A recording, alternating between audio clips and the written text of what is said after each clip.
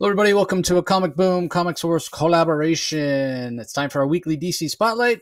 This time we're covering the third week of February 20th, 2024. Really good week, I felt like. I think I enjoyed just about every book.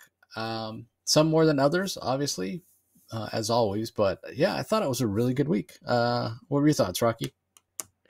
I enjoyed it too. I thought it was pretty good. I was a little late in the game. Finally read Nightwing, but no, I actually enjoyed it. I thought it was a pretty enjoyable week for actually pretty much most all of them. There was one was a little bit of a stinker, I thought, but we'll get into it.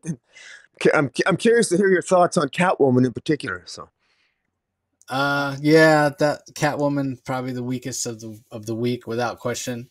But yeah, overall, really strong week, and hope everybody got a chance. Speaking of DC books, to listen to my interview with Natalie Maines. If that name sounds familiar to you, she played Dreamer in the Supergirl CW show, and now she actually has been writing some Dreamer stories for DC Comics. And yeah, we had a fantastic conversation. It's available on the Comic Source YouTube channel as well as the Comic Source audio feed. So hope you guys all check that out. Let's go ahead and dive into the books for this week. Batman, Superman, World's Finest. Its latest arc comes to a close with issue 24. It's written by Mark Waid. Dan Mora is the artist. Tamara Bonvillain on colors. Steve Wan's on letters. So one of the little things about this story that I've been kind of nitpicking on was the fact that it's dealing with Magog. You know, if you're familiar with the Kingdom Come storyline, evergreen story, it's always in print from DC, written by Mark Waid, with art by Alex Ross. It's a very famous story about dystopian kind of future, sort of very bleak, with Magog as this very violent, almost fascist superhero, and Superman, who's always been the symbol for doing things the right way as a superhero, is kind of removed himself from the equation, what have you. So when you read this story, this is where a lot of the roots of that world are being planted, I guess you'd say, by Mark Waid. We see we've seen Magog's origin from when he was a kid, basically, in not necessarily in this arc, because we had one previously, Thunderboy arc, and now we're seeing him as a more mature man, and the choices he makes. And yeah, the whole argument of nature versus nurture. If he had stayed on Earth Prime and been influenced by our Superman, would he have had a better time? Like, what is it about the Superman of this Earth that he just doesn't quite have that kind of moral resiliency? He doesn't he kind of takes things to heart. He lets himself get down and depressed. Doesn't quite have that spark of hopefulness, and eventually that leads to Kingdom Come. So yeah, it ends this the way the story ends makes perfect sense. And I had wondered, I had said on this podcast, like, yeah, how interesting can this be, because we know where these characters have to end up in order for them to be where they need to be for Kingdom Come to then take place. And again, it all makes sense, but I feel like the story lacks some impact, because it feels a little bit, if you haven't read Kingdom Come, this feels a little bit incomplete, right? Like, but at the same time, not that Mark Waid's out there going, well, let me see if I can increase my Kingdom Come royalties, by putting out this story, and then people who haven't read Kingdom Come are gonna want to go and read it. I think it's just, he wanted to revisit. He probably had the ideas in his head of who Magog was and how he became who he was. And so yeah, overall it's a good story, but there's no surprises, I guess. There can't be some big impactful moment or big plot twist, because at the end of the day, the people have to be who they are in order to, as I said, put them in place to be able to tell that Kingdom Come story. So yeah, for me, this was just okay. Probably not even my favorite issue of the arc. And this arc has definitely not been my favorite of the series, because overall the series has been really strong. But again, I think it's just an inherent weakness when you go back and you tell a story.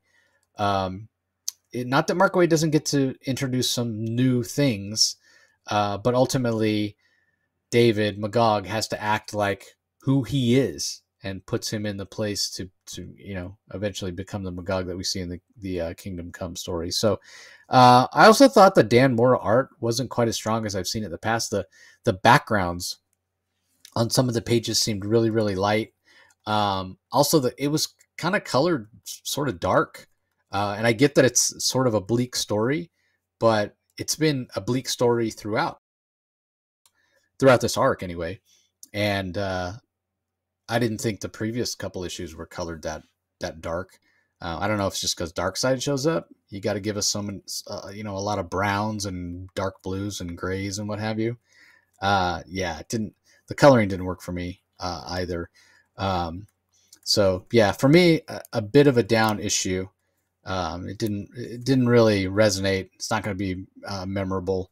Although I will say, in terms of art, the double page spread that we get when the Spectre's talking about what I was just saying about how all these events had to happen the way they happened in order for Kingdom Come to eventually take place the way that we know it does. That double page spread by Dan Mora is fantastic. If you're watching us on YouTube, Rocky's got it up on the screen now.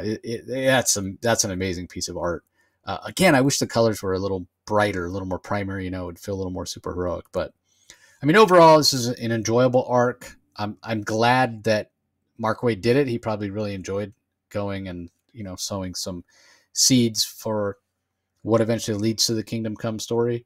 But for me, I know it's kind of sacrilege to say as a DC fan, but I don't see what the big deal is about Kingdom Come. It's a good enough story. I'm not the biggest Alex Ross guy. I think all his superheroes look like old people when he draws them.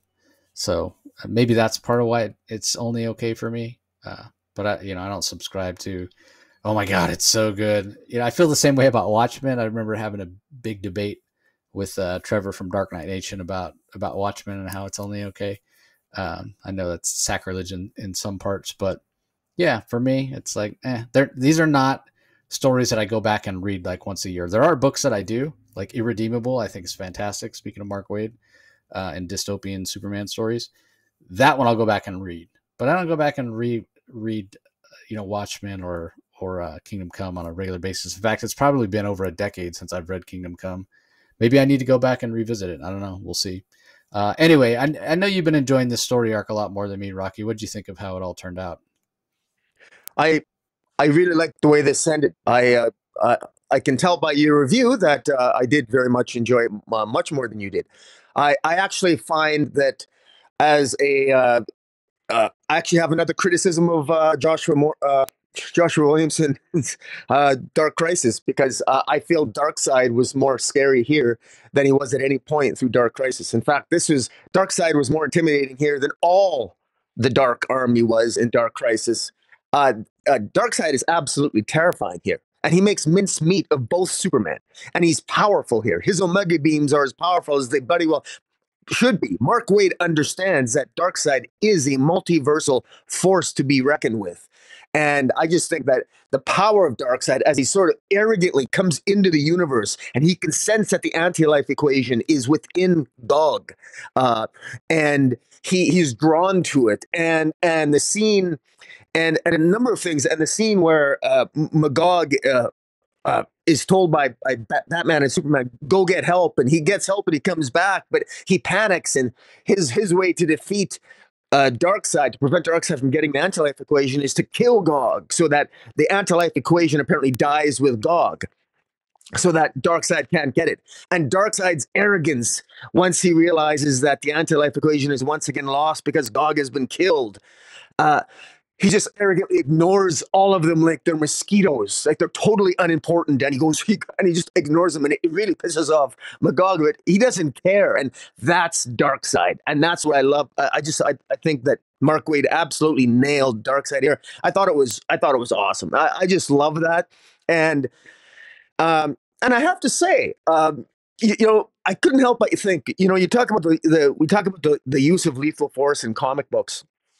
If this was the MCU Avengers, I mean, did they have any reservations about decapitating uh, Thanos. When Thor did that in Endgame, of course not. You killed Thanos. Who cares? And here, all these heroes, I thought it was a little bit exaggerated. Everybody was so upset that Gog was killed. I thought, really? Spoiler alert, man! I haven't seen Endgame. He gets decapitated. Oh man, But ruined it for me. yeah, but I mean, it's interesting. I mean, I get it. Of course, I understand Superman and Batman have their moral code and lethal against killing and all that jazz. I just thought it was kind of it just made me realize that why one of the reasons why I like Kingdom Come and this is a perfect segue into Kingdom Come after you've read this story, because people reading this might wonder why Superman and Batman are getting so upset with Magog for, I mean, what he did was, and you can't convict him for it. I mean, because it was 50-50 whether they'd be able to defeat Darkseid. I mean, they said, oh, we had options. You shouldn't have just right away killed Gog. Well, I don't know about that. And then, of course, we know that much later in the future, Magog's going to make that choice to kill the Joker after he does what he does to the people in the Daily Planet, setting off the events of Kingdom Come. So I thought it was very well done. And I also like the ending where Superman and Batman, the Spectre takes Superman and Batman. They travel into the future a little bit, and Superman has a sort of a conversation with later on with David, telling him that it's never too late to seek redemption and to become a better person. So I thought it was very well done. So, and I I don't know if you exactly said this, but I think that this is accessible. I don't think you need to really know the events of Kingdom Come. I think enough of it is hinted at, even if you don't read Kingdom Come. Uh, you'll definitely want to read. I would think if I did not read Kingdom Come and I just read this story arc, I would want to read the events of Kingdom Come after reading this. I think this would whet the appetite of a new reader, but maybe you disagree with me on that.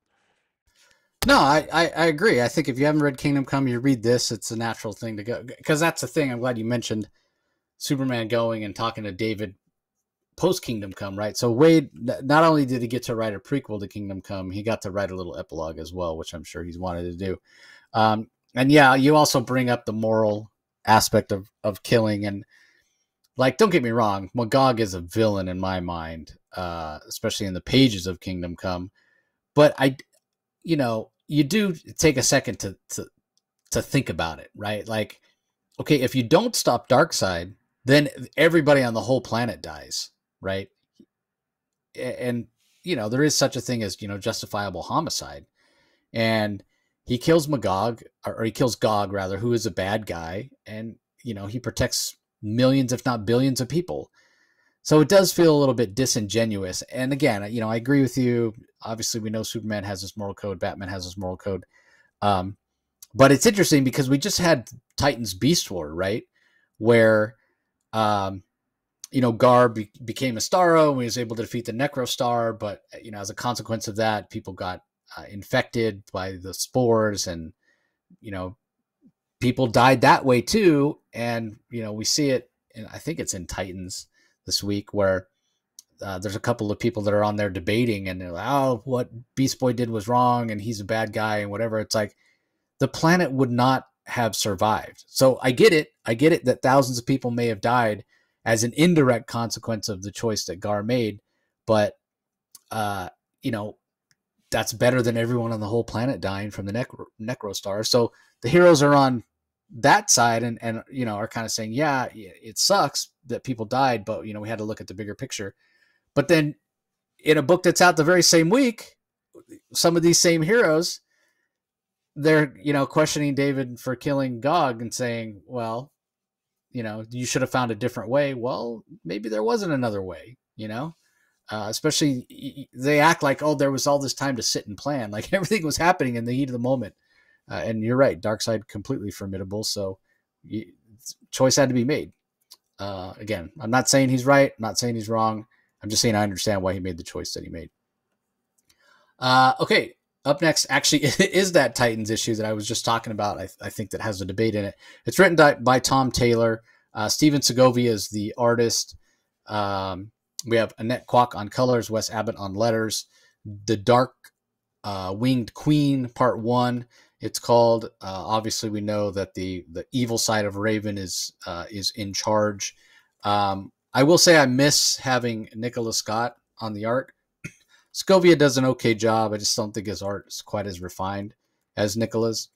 But we do have that debate that I mentioned, and that debate is between Melinda, Grayson Lynn, the sister of Dick Grayson of Nightwing, who's the mayor of Bloodhaven, and Sergeant Steele.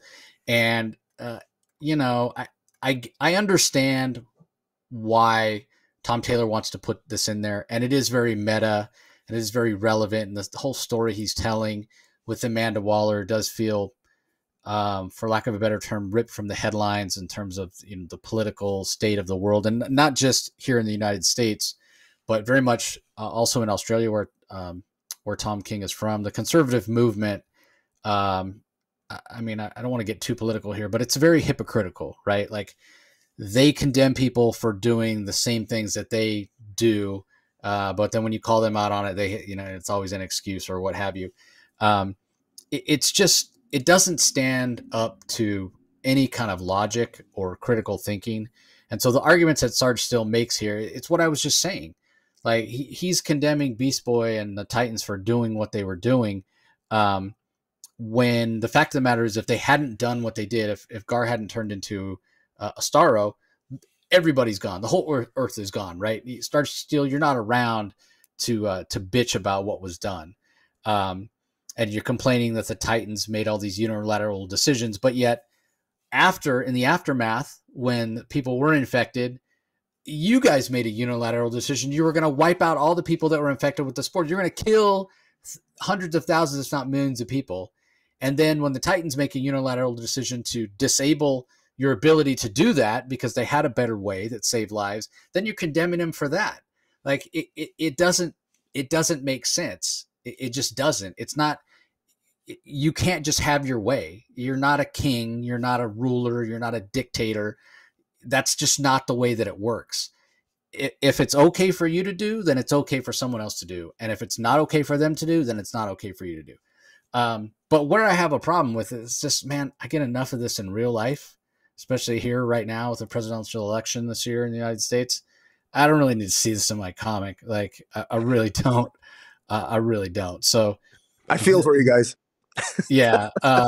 And you know, later, the part where it was really just like disgusted me, later there's a flood and the Titans go to try to save people. And I mean, this is a natural disaster, and it's bad. And, you know, 2-story houses, their people are in the attic because the water is so high. They're 2-story house, and Gar goes into a house when he hears people scream to save these 2 kids and their father. And the father hits Gar with a baseball bat. And he's like, "Get out of here. What are you doing in my house? Leave my kids alone. I saw it on the news," whatever. It just, the part of why it pisses me off so much is because it's all too realistic, right? You do have people that are so fucking ignorant that they can't think for themselves, and they'll just watch some bullshit on TV. Well, the news said this. It's on TV. It must be true. They don't take half a second to critically think. A lot of them don't have the ability to critically think. They can't apply logic to any situation. They just believe what anybody says, and they spout all these Christian values and all this other bullshit.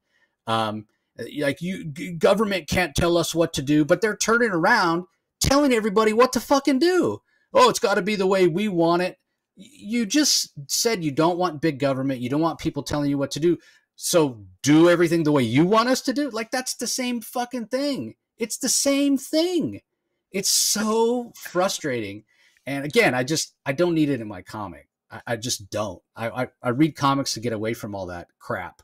So for me, this was, although it's entertaining and you know, interesting and technically good comic, and I do enjoy the aspect of what's going on with Raven, and Trigon even asked her at the end, "Well, why aren't you just taking the Titans out? Like, what's taking you so long?" And she's like, I don't want to take the Titans out. I want them to be my servants. I want to control them. Yes, that's cool. That is what a malevolent presence would do. Killing you is the easy way out. I'd rather have you serve me. That's even worse, you know, to live your life in servitude for me and what have you. So that stuff's all interesting, but like the political aspect of it, like, Beast War's over. Can we just move on? And I don't want it in my books. Like, I'm not saying I don't want politics in comics at all, but we talked about this a long, like 3 or 4 years ago, when we started seeing all these villain groups show up that were fascist, um, because it seems like the ideal of fascism is on the rise worldwide, and I don't know, humanity and society is so stupid. We can't learn from our past.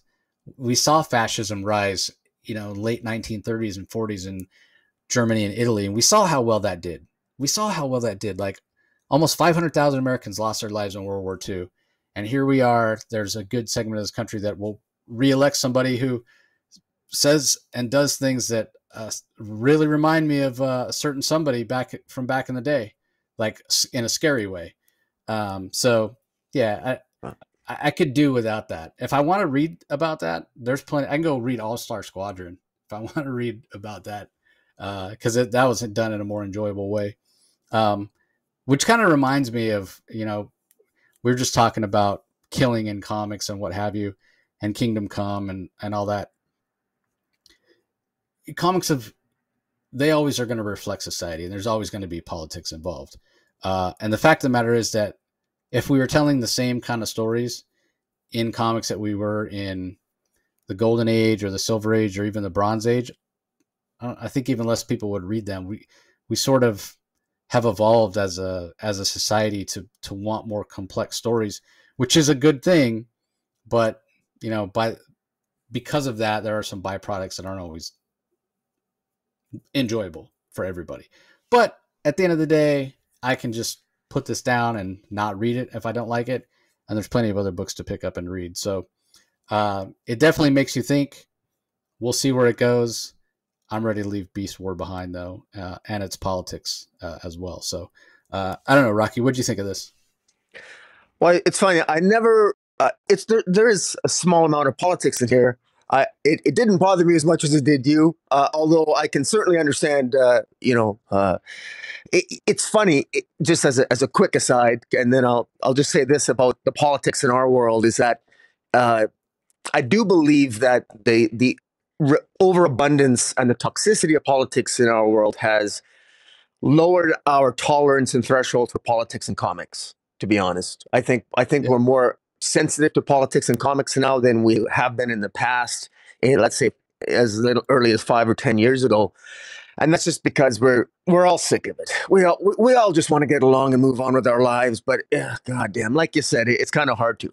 Having said all that, let's talk about Amanda Waller and the Sovereign. Amanda Waller, it's interesting in this interview that took place with Sarge Steele and Melinda Grayson Lynn, the mayor of Blundhaven. What I find interesting about the debate they have is Mayor Grayson Lynn talks about Amanda Waller and her Bureau of Sovereignty.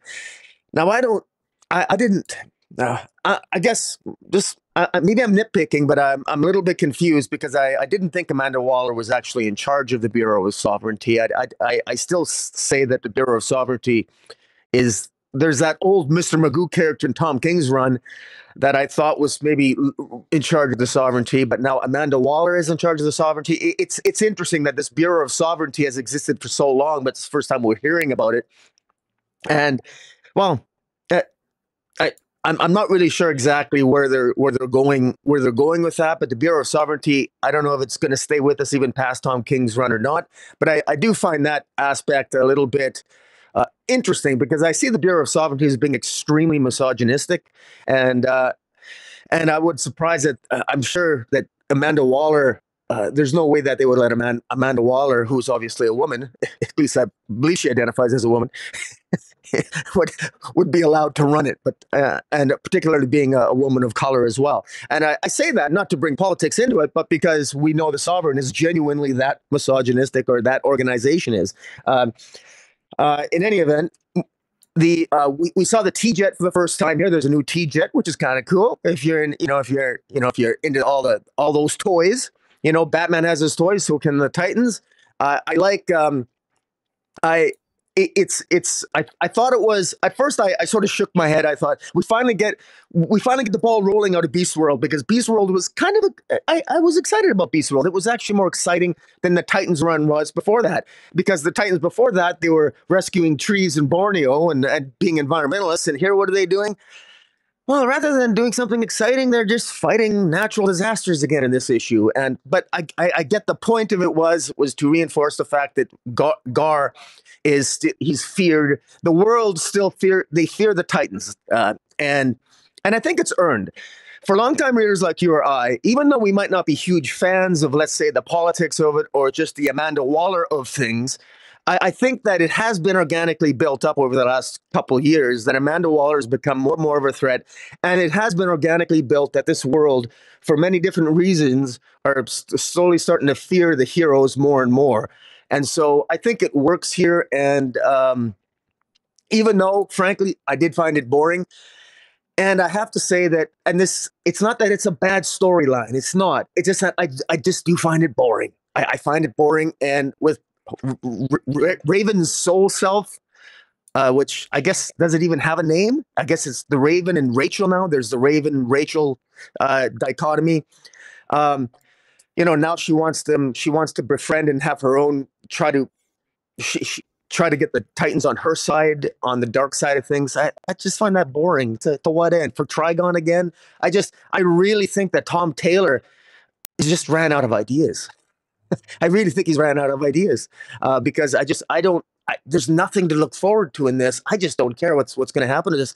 It was Raven was so much more interesting when it was Doctor Hate.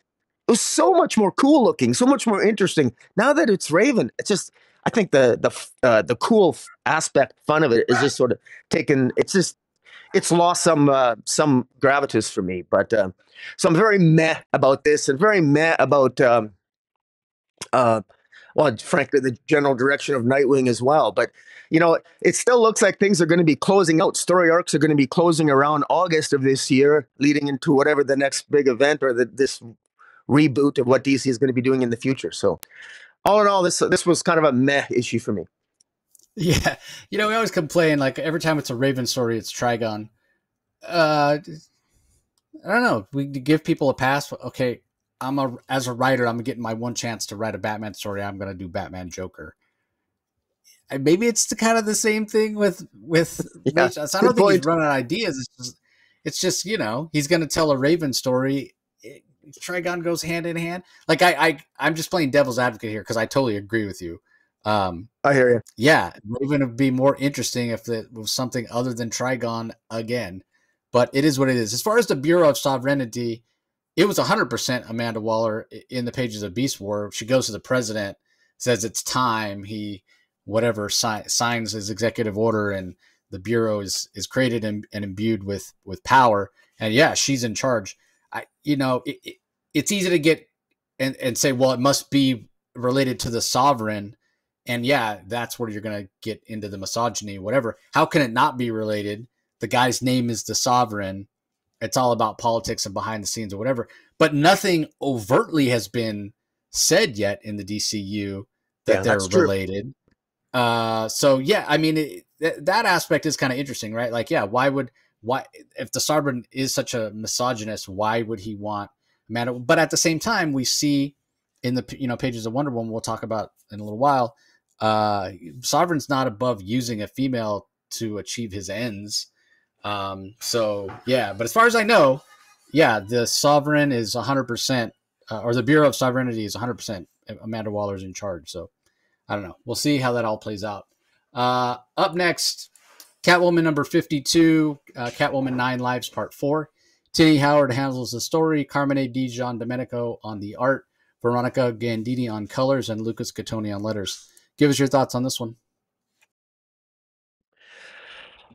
Well, this was this is a story that it's odd. It actually fits in well, I suppose, with the concept with the concept of 9 lives, because if you have 9 lives to kill, the whole premise of this 9 lives storyline that Tini Howard started is after Selina acquired 9 lives from that meteorite at the end of Gotham War.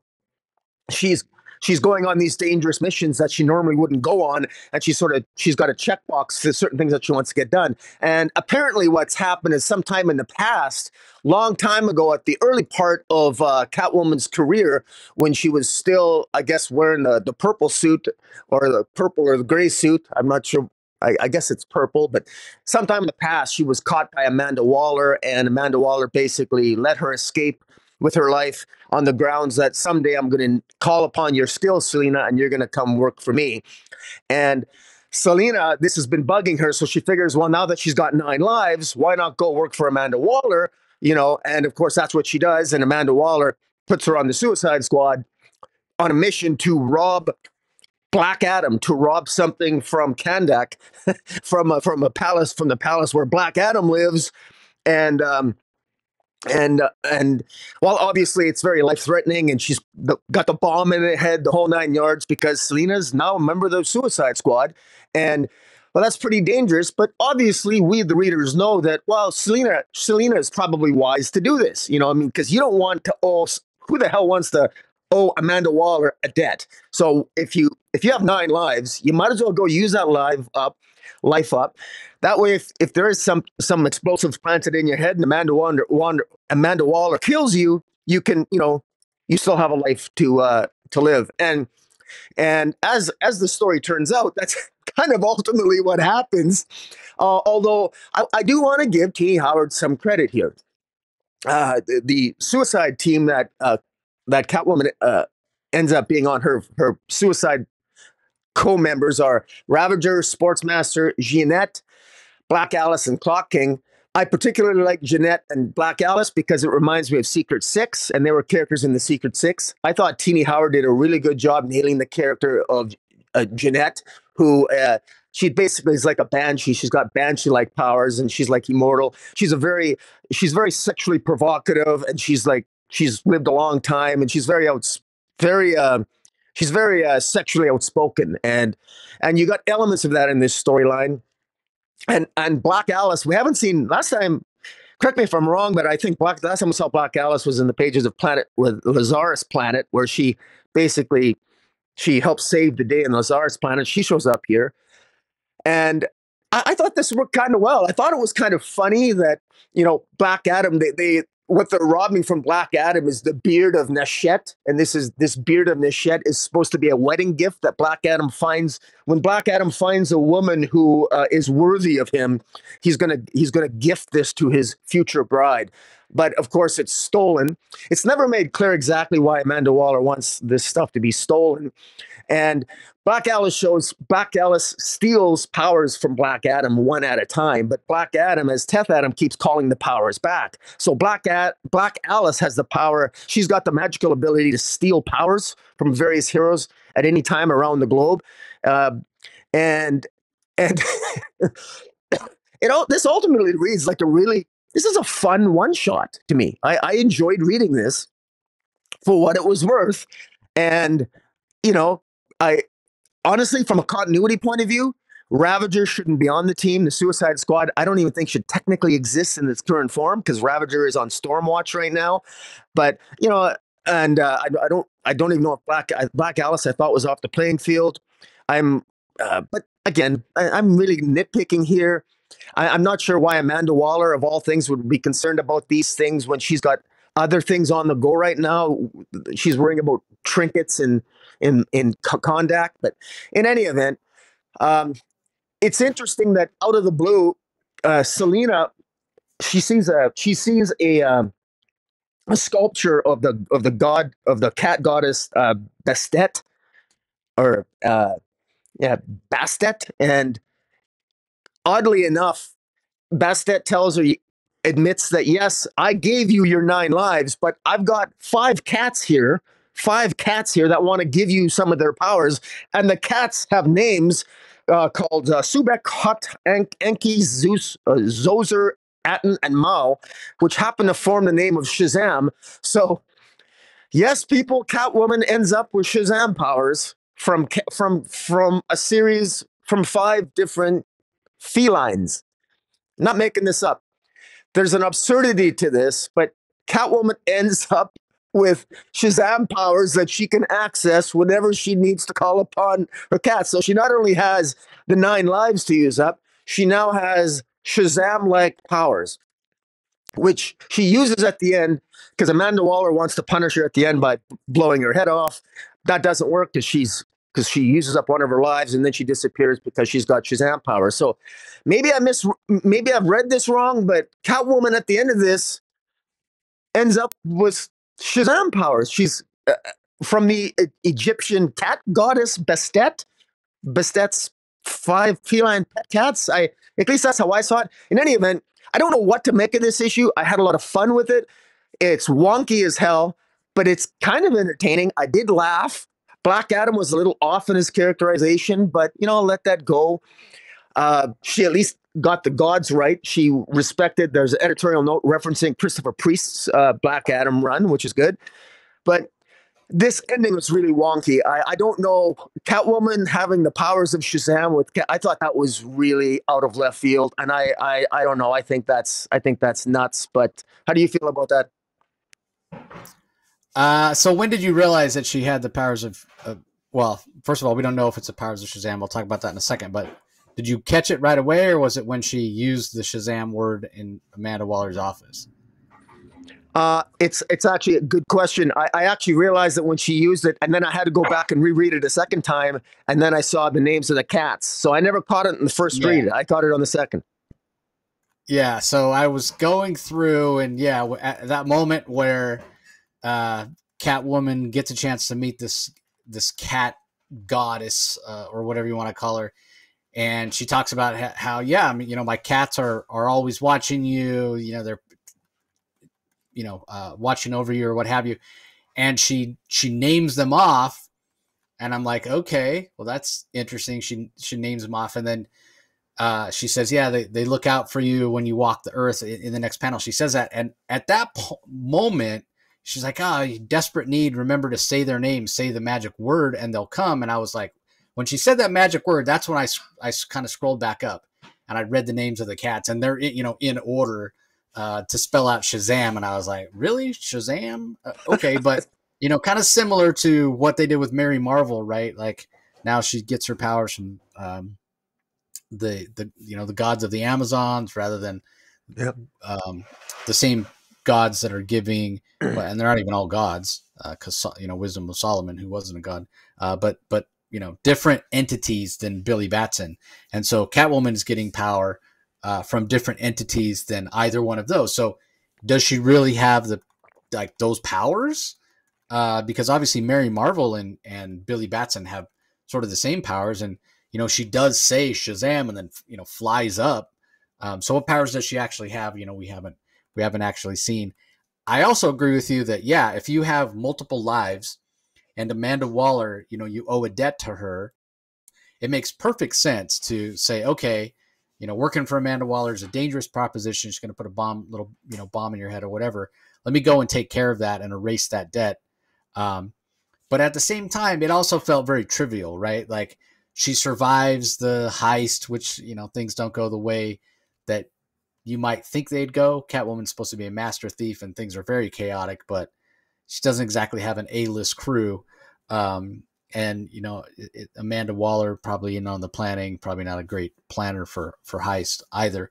But for her to survive it all and then just be in the office and Amanda just pull out her little clicker and go, okay, you're dead. Oh wait, I don't know what you're on. I don't know why you're still alive. You should be dead. Well, it just seemed like how you did the hard part. You survived facing off against Black Adam. You didn't die, and you succeeded in stealing the artifact that you were supposed to steal.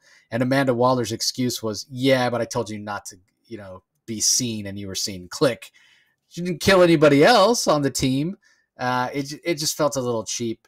That felt like that life was used cheaply. I have to interject. The one thing that I'm very disappointed. How come not one of the variant covers has a Shazam looking Catwoman? That would be such a cool variant cover. That should have been a variant cover. Put a lightning bolt on a Catwoman costume and make her all sexy and stuff. That's the I gotta make that complaint. Yeah, I mean, it would have sold like gangbusters if you had like Art Germ or Derek Chu or somebody doing it. 100% agree. Absolutely. So yeah, a great ideas, fun issue, as you said. Um, a few little story nitpicks here or there. But more of my issue with it is I didn't think the art from Dijon Domenico was particularly strong. It felt very chaotic, but the story also felt very chaotic. Like in terms of pacing, it was very choppy, which is something that I don't know how often. I couldn't put a number on it. I'd have to go back and count. But it does feel like a lot of times when I'm talking about Tini Howard's books, I'm saying, yeah, the narrative felt choppy. It didn't flow. And that's the case here. I mean, we are jumping back to the past and then in the present, and it's not made, overtly clear. You kind of got to get it from the, context of the story. So yeah, there's definitely issues with transitions in this Catwoman run. And I think that's what's turning a lot of people off to the run. But it wasn't a bad comic. I'd say it's probably average, but this week average is kind of the worst of the bunch. I think for me, this was probably the worst comic of the week. Again, it was enjoyable. I did enjoy it, and there's some cool ideas here, but just like technically is where I had some issues with it. All right, up next we have Green Lantern War Journal number 6 from writer Phillip Kennedy Johnson, art by Montos, colors by Adriana Lucas, letters by Dave Sharp. This continues to be such a fun ride, and it feels very epic, which we've come to expect from Phillip Kennedy Johnson. He's even at one point tying this back to his Warworld saga when we get finally the answer of who's really the power behind the throne of the Queen Revenant, if you will. Who is it that infected her? We know she was an astronaut or what have you. And we find out that it was Olgren of the First World. And there's a little editor's note, go back and look at Superman, the Warworld saga. But it seems like, even though that's the case, that John is able to kind of overcome the losses that they're suffering. Lantern Shepherd gets what seems to be mortally wounded, and kind of a light goes on in John's head. And again, Philip building on things that have come before, pulling in some stuff from the Jeffrey Thorne run of John Stewart, and talking about John as a builder and someone who's very powerful. And he realizes, these Revenant lanterns, for lack of a better term, are like, it's almost like you become infected and you become that light, the Revenant light, the light of Orgren. And so John's like, well, why can't we do that? Why, if we're losing, why can't we basically, us Green Lantern, basically, instead of having bodies, be made of light, be made of the willpower of the Lantern themselves? That's just such a cool idea. That's what John does. That's how he's able to heal Shepherd. And it looks like maybe that's going to turn the tide, but maybe not, because who knows? Maybe Olgren is more powerful than that. But it's still a really cool idea, especially when you're talking about something like Green Lantern rings, and it's only limited by the imagination of the ring bearer, or really the person who's writing the story. And these lanterns have been around so long, and for whatever reason, they've introduced different lanterns supposed to tell different stories over the years, starting with, I think the first one that was introduced outside of Hal Jordan was, Guy Gardner. Then we had John Stewart, and then, Kyle Rayner and Simon Baz and Jessica Cruz, and just so many of them. It's like, how can you continue to tell fresh stories? We got to come up with really cool ideas. And this is a really cool idea, having the lanterns made of light, if you will. And so we'll see how it all plays out. Supreme confidence in Philip Kennedy Johnson to give us a great payoff for this. In terms of the art, Montos is 100% the right person to draw this book. He's great at the cosmic stuff. He's great at the fights, but he's also great at the smaller emotional moments. And when it comes to drawing the villains, the antagonists, the revenants, there's a grittiness to his art that really works, that helps sell them as something that's kind of horrific, right? Not just bad guys, but there's a horror aspect to it that really works. So I also thought the color work was really strong.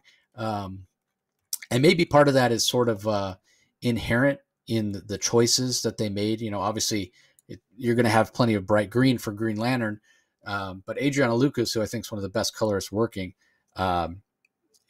again, maybe it helps him out that they chose purple for the Revenant color, because those colors contrast against each other so well. It really helps the action pop off the page. So yeah, this might be the strongest issue of this series so far. I thought it was really, really great. What do you think, Rocky? I I like the world. I feel like uh, PKJ is Philip Kennedy Johnson is world building here. I really like the reference to War World. I'm still trying to wrap my head around. I don't quite get fully what he means. Olgrin of the First World. I know that Olgrin was mentioned in War World, and that was I think that was the power that Superman was trying to basically battle against, preventing that from becoming manifest, and and and I think Mongol wanted that power or something, wanted to be the son of Olgrim or something, if I remember. So I'm a little bit confused. The Revenant Queen says that the radiant dead are not constructs; they are a window through which Ogren's light and will may pass through. I don't really know what that means. If they're not a construct, okay, well then they're just a window, but light's passing through. Well, I don't know. Uh, Physics was never my strong point, but anyways, it's interesting. But what does that mean? I'm trying to conceptualize. How do you battle that? How does the light of a Green Lantern battle something that isn't really a construct of light, but a construct, or more like a soul of a god, because Olgren was a god. I don't know. It's interesting. I'd like a little bit more explanation. Montos's art is fantastic. I particularly love every time. My favorite pages are where they was when they show his mother and the construct of his sister. I mean, just it's just absolutely beautiful at the end. I mean, how he it's this is the most lifelike art I've seen in a very long time. And the line work is just so fine and detailed and just absolutely beautiful. And even the action scenes and the potential death scenes with lanterns being mortally wounded, and the colors, like the purple and the greens, everything just seems to flow so right. And the backgrounds just beautiful. Everything blends in just beautifully. This is an abs. It's not too often that I buy trades. In fact, I probably only have in like 26. Well, in the last 20 some years, how many trades have I gotten? Probably very few. Only probably like maybe 10 or 15. But this is one where I'm tempted to buy the trade because the art is so beautiful, and yeah, I'm really curious to know. I'm really curious to know how this is going to wrap up because, as is indicated at the end, this battle is far from over, and so I'm really curious to see how this is going to ultimately wrap up. Yeah, again, it's Philip Kennedy Johnson just showing what a fantastic world builder he is. So yeah, love that he's playing with the Green Lantern mythos. Okay, up next we have Justice League versus Godzilla versus Kong #5. Brian Buccellato is the writer. Christian Duce and Tom Derenick are the artists. Luis Guerrero on colors. Richard Starkings and Jimmy Betancourt on letters. What'd you think of this? Uh, I can't believe how much Brian Buccellato, the writer, how much story he crammed into this one issue. But this is a lot of fun. I mean, a lot is going on. And damn, I'm not an expert on Godzilla or King Kong lore, but lately in the last 6 months, we've been inundated between the movies and Monarch Legacy of Monsters. I watched that. So I know I know more and more than I ever did. And I like how this story is it continues to build upon subsequent issues, and each issue has substance to it, and the plot moves forward. In this issue, Lois Lane is talking to Mercy Graves, Lex Luthor's right hand woman, and saying, "Look, we know you. Obviously, you don't want to betray Lex, but the world's at stake here. Superman might die. We need your help. We need to know what's going on." Mercy tells him about the Monarch and how the Monarch's been, keeping control of these Titans, and Godzilla is necessary to keep the natural order of things. It's confirmed. Uh, it's confirmed or explicitly stated in this issue uh, that Godzilla, of course, when there was an overlap between the worlds, when Toyman utilized the Dreamstone that overlapped the worlds between the Titans world and I guess Earth Zero, that overlap created an imbalance in the natural order of things. So what is Godzilla? Godzilla is the king of monsters that he always writes that imbalance, and so that's why he attacks Superman in an attempt to, in killing Superman in an attempt to sort of recreate or impose some sort of balance on the forces of nature, as it were. And in the meantime, we got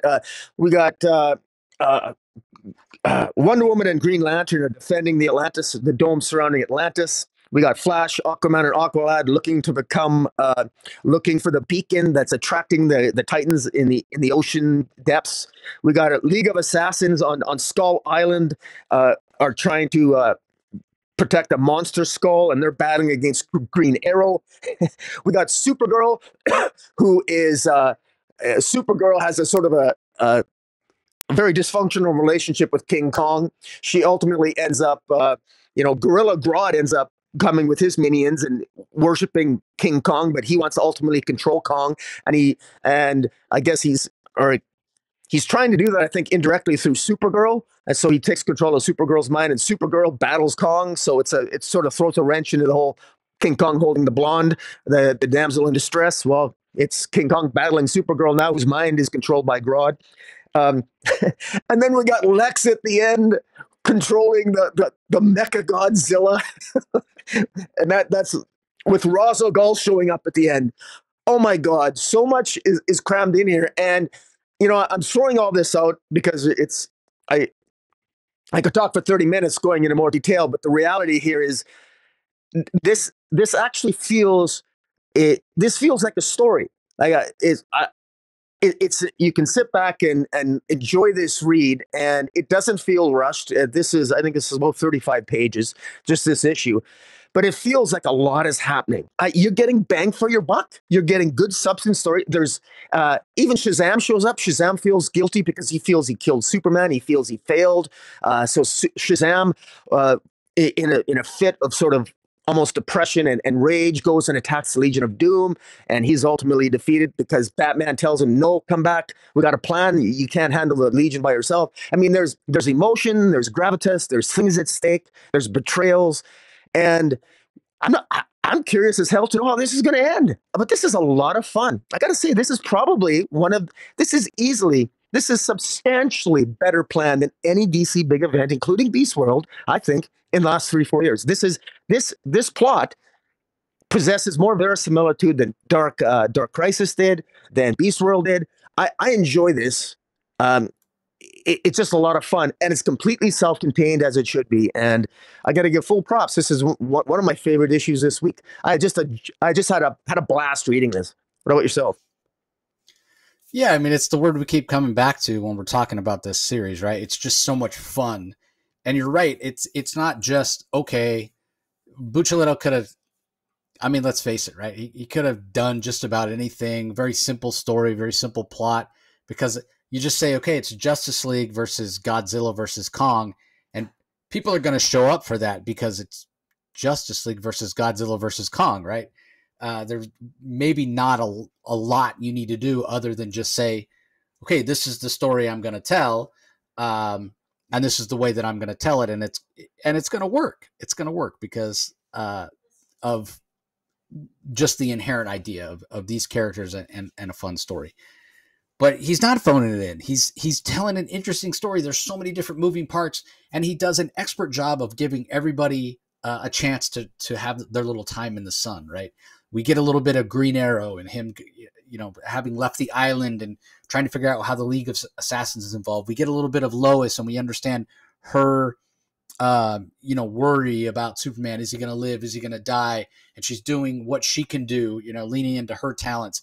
Well, let me discover where the monsters came from, reaching out to Mercy. Like, there's all these little plot threads. There's all these different moving parts. Like you said, there's just a lot going on in the background, while in the foreground, we have all of these different characters battling monsters, right? Battling the Kraken and battling Godzilla and battling giant crab monsters and what have you. So, yeah, the aspect of what King Kong's going to bring is also super interesting. We'll see how that plays out, obviously, in the next issue. But yeah, when you add all that up with some fantastic detailed Christian Duce art, along with Tom Derenick, there's nothing not to love when you read these books. It's just, it's one of those situations where sometimes you read a comic and you're like, well, that wasn't really very good, or you're aware of it while you're reading. Well, this isn't working, that's not working, and it pulls you out of the story. It's very rare to have a comic where everything is working so well that the fact that it's working so well, you're aware of it while you're reading it. Like I'm reading this and I'm just thinking in the back of my mind while I'm reading it, like, oh my God, this is so good. This is just so damn good. It's so amazing. So yeah, it's no exaggeration to say it's one of the best comics of the week. It's no exaggeration to say it is one of the best kind of events. I don't know how much it's an event because, typically if you're talking about a DC event these days, you're talking about a situation where typically there's crossovers and, these days it's a bunch of one shots as well that they add in. So regardless, I'll just say it's one of the best series that DC has put out in recent years. It's just really, really enjoyable and fun. So highly, highly recommended. That's something I would consider getting the collection of to have, because I imagine they'll have a nice hardcover for it. So, okay, up next, another one that you probably enjoyed a lot more than I did. It's the Joker Year One Part 3 from writer Chip Zdarsky. Giuseppe Camuncoli and Andrea Sorrentini are the pencilers. Stefano Nessi and Orantini handle the inks. Alejandro Sanchez and Dave Stewart on colors. Clayton Cowell on letters. It's Batman 144. What are your thoughts? Well, we learned in the this we learned in the second chapter of the Joker Year One storyline, and just to be clear, it consists of, it's only 3 issues long. The Joker Year One story arc, and we learned last issue that Dr. Capdio, who also trained Bruce Wayne to master his mind. Dr. Caprio being one of the smartest and most intelligent men on the planet, he also trained the Joker to be able to control his fear and to access chaos, and that ultimately led Joker to sort of create different psyches within himself. And one of the things one of the things that Zardasky has done, and it's to mixed effect. I've listened to other reviews as well as obviously listened to our own, and we both had sort of mixed feelings about the future, because Zardasky is telling a past story with Commissioner Gordon that takes place at the time when the Joker's formative year and Joker Year One. We're also getting interspaced with a present day story, and then there's a future story here that sometime in the future, a future Batman is fighting a Joker virus, and and in and it's been kind of curious. Well, why are we getting this future story with the future Batman fighting a Joker virus that is spreading through laughter? And well, then it's revealed here. This third issue really just focuses a lot on Commissioner Gordon fighting the corrupt Gotham Police Department, and basically what it is it's Commissioner McLeod was actually the number 2 and was a member of the Red Hood gang. So the big revelation here in terms of the Joker origin is that the original Red Hood gang, well, the head of the Red Hood gang fell into a vat of chemicals and ultimately became the Joker, especially after subsequent to that he was trained by Dr. Capia, and he became the psychotic Joker. All right. Well, the number 2 of the Red Hood gang was actually was revealed to be Commissioner McLeod. We never knew that. And the third person was his lieutenant Manny, ultimately two corrupt cops working for Gotham PD. And that's what ultimately is revealed here. And the future story exists essentially to sort of tell the story of how Batman stumbles upon, Batman ultimately defeats the Joker virus, mainly because the Joker lets him win, but also because it's revealed that the Joker had a long-term plan to cause suffering and pain for Commissioner McLeod. The Joker killed Manny, but did not kill Commissioner McLeod. He let Commissioner McLeod actually spend time in prison for many years, and then when he got out of prison, that's when the Joker enacted his revenge. And okay, that's kind of interesting. And then in the you know, and then in the future, well, you got it. You have this. You have a situation where the Joker ultimately uh, d- lets Batman win. Lets Batman win in the future, and sort of implying that the Joker brags to Batman that I could at any time over the decades have killed you at any time. And Batman says to him, well, I could have done the same to you, you know. But Batman questions that at the end, saying, well, you know what? Maybe the Joker does always have one up on me, because at the end, it's basically revealed that the laughter was the poison, but the bats were the antidote. So the sounds that the bat make actually is the antidote to the poison, which was the laughter. And that's all well and good. And it ends with the Joker taking revenge on a gang that beat him up following when he was recovering, when he fell into that vat of chemicals, and while he was wandering the streets of Gotham, and before he met Dr. Cap, yeah, he was beat up by a gang. Well, it ends with the Joker, locking a door behind him as he traps these gang of hoodlums that he's going to get revenge on, and that's how this sort of Joker Year One ends. And it actually makes more sense now.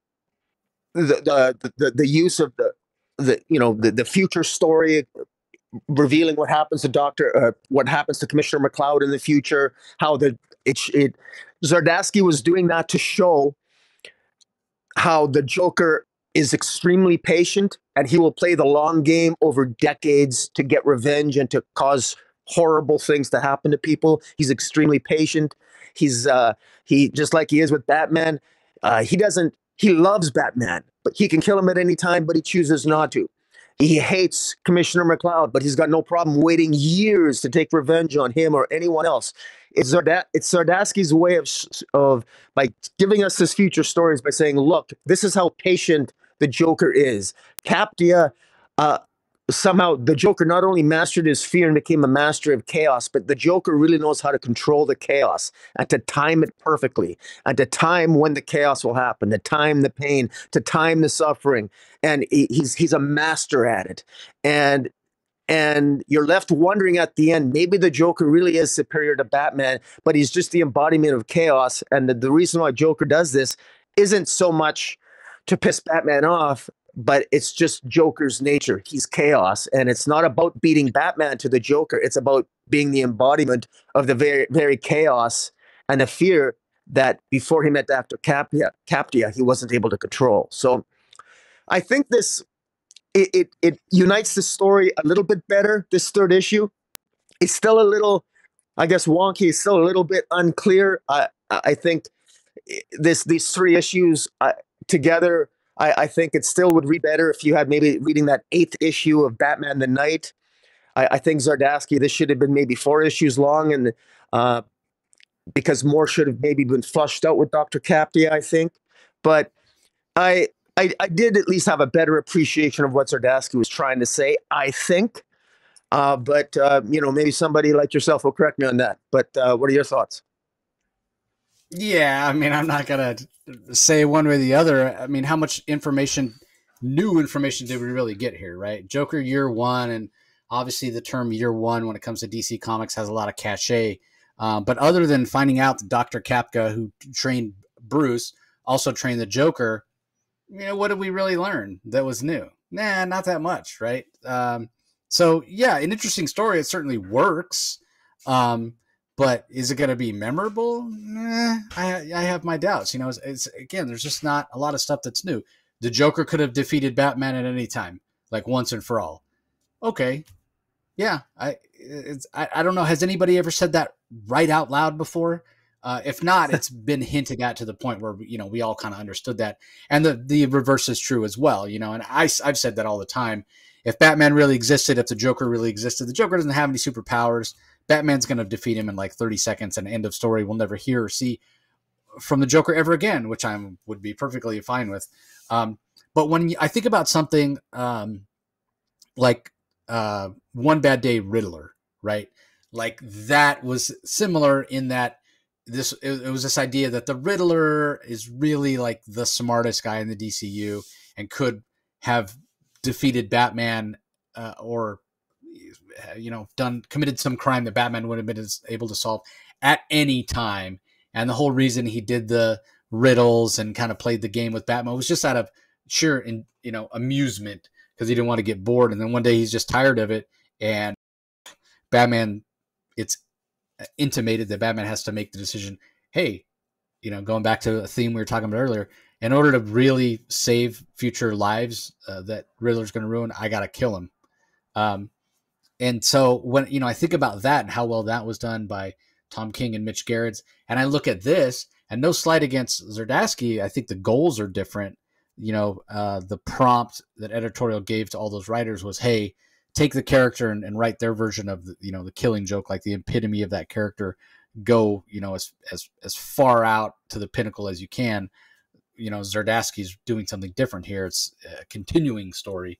So the goals are different, but if I were to compare the two, yeah, this is just going to come up a little bit lacking because, again, I just don't think there's anything that's that fresh here other than the idea of you've tied the origin of Batman and the origin of the Joker more closely together because they're trained psychologically or emotionally by the same guy.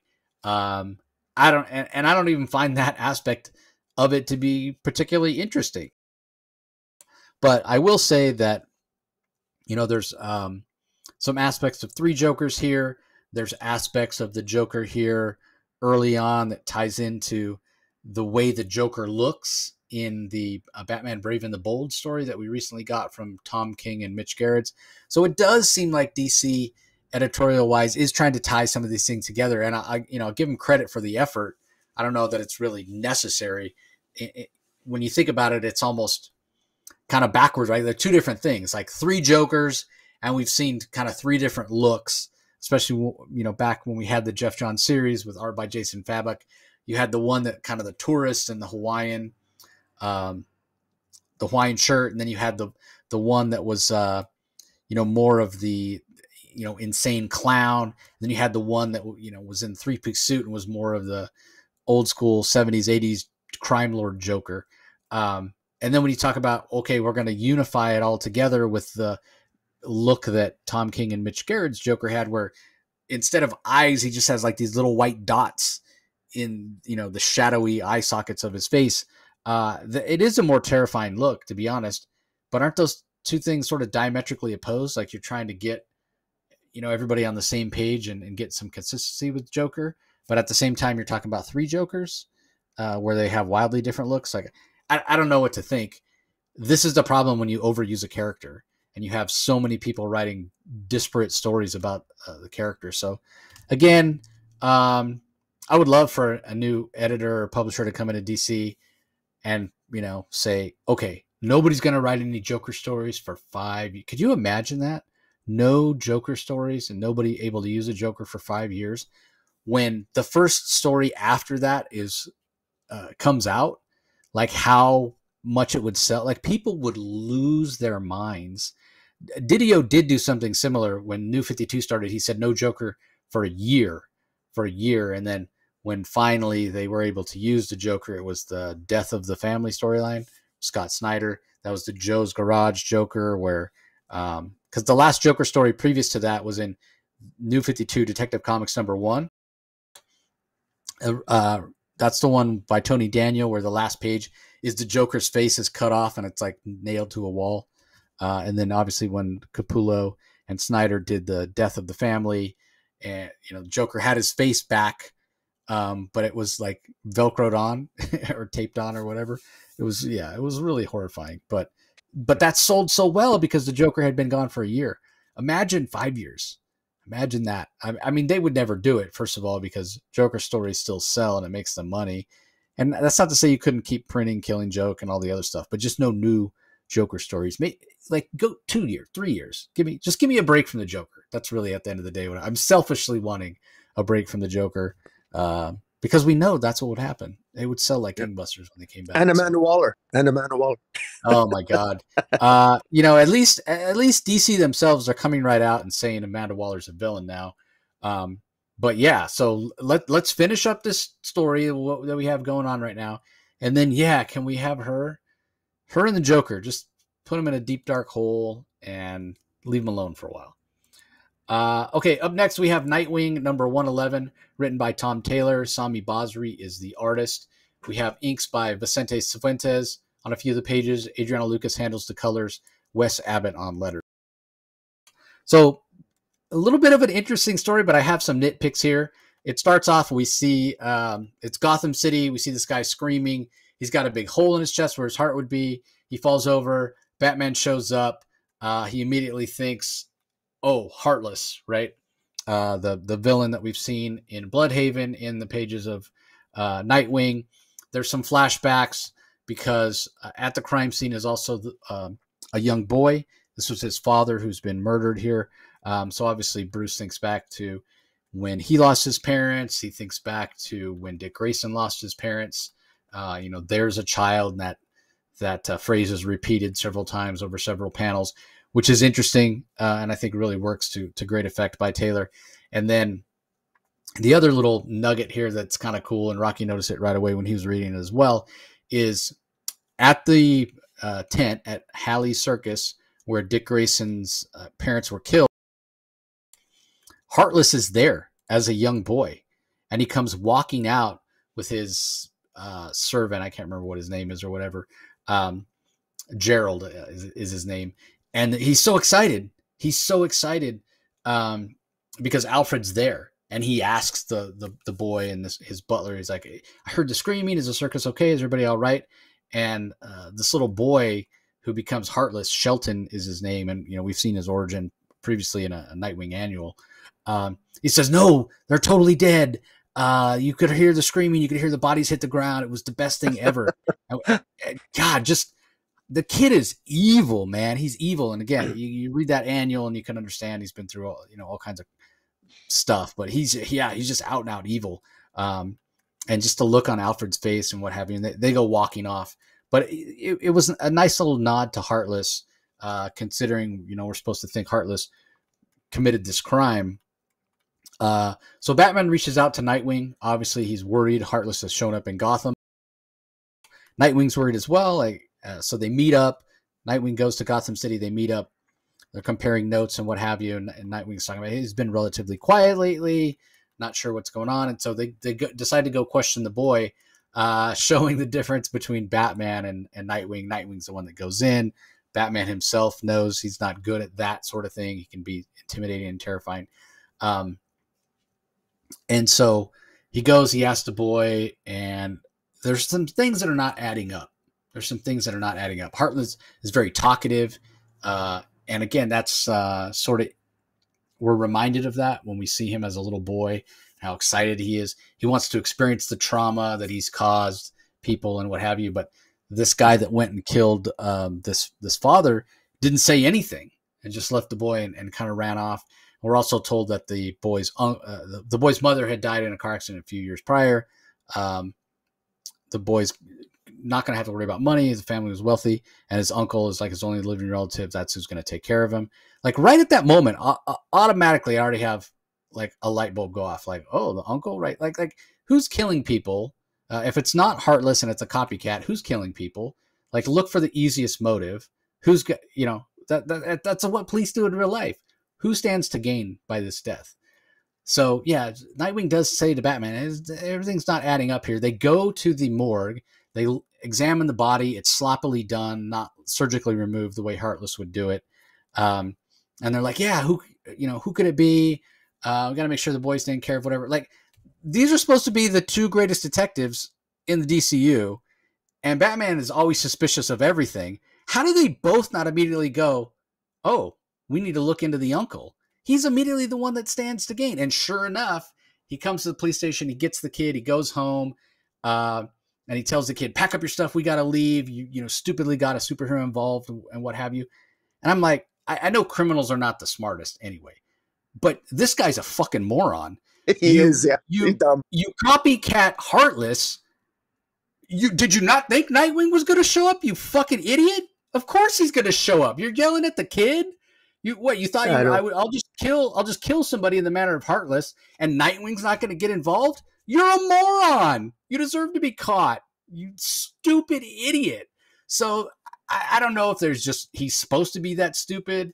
I know Batman and Nightwing are not supposed to be that stupid. So I love Tom Taylor. I am enjoying this story, but those two things for me were just kind of like head scratchers. Like, no, right away they're going to suspect the uncle because I did. Like, before we even went to the morgue and saw that the job wasn't done the right way. As soon as I think it was Montoya, Commissioner Montoya said, "Oh, the boy's parents are wealthy. Only his uncle is the only remaining relative. He'll take care of him." As soon as Montoya said that, I was like, "Oh, is the uncle involved?" How can you not? Again, it's just, this is like human nature. This is what happens in these kind of crimes. It's always the person that stands to gain, or not always, but frequently, it's the person that stands to gain. People are selfish. So I just thought that was a big miss, especially for the, supposedly two of the best detectives in the DC universe. So yeah, as far as the backup goes, it's a hint of the storyline to come. Fallen Grace. I didn't really care for the style that it was written in. The art is fine by Francavilla. It's what you come to expect from Francavilla. Got a little bit of a horror vibe to it. Colors are done very, very well by Francavilla. But I kind of didn't see the point of it. And then I got to the end, and I guess I should give the credits. It's written by Michael W. Conrad. Obviously, Francavilla doing the art, like I said. Wes Abbott on letters. Francavilla obviously handles the colors as well. And it kind of reminded me of the Wonder Woman run that Conrad had, where sometimes it's okay as a writer to just come right out and tell us what the fuck is happening, instead of beating around the bush and trying to be all mysterious and pull us in. I wasn't pulled in. I was just kind of a little bit annoyed. And I'm like, okay, at the end, once again, here we go with the Joker. But this is supposed to be like medieval times. So what the hell is the Joker doing there? I'm supposed to be intrigued by that. No, I'm just kind of annoyed. We know this Fallen Grayson story is coming, so I'll just be patient. And once it makes it to the main book, it'll be explained. I'll understand what's going on.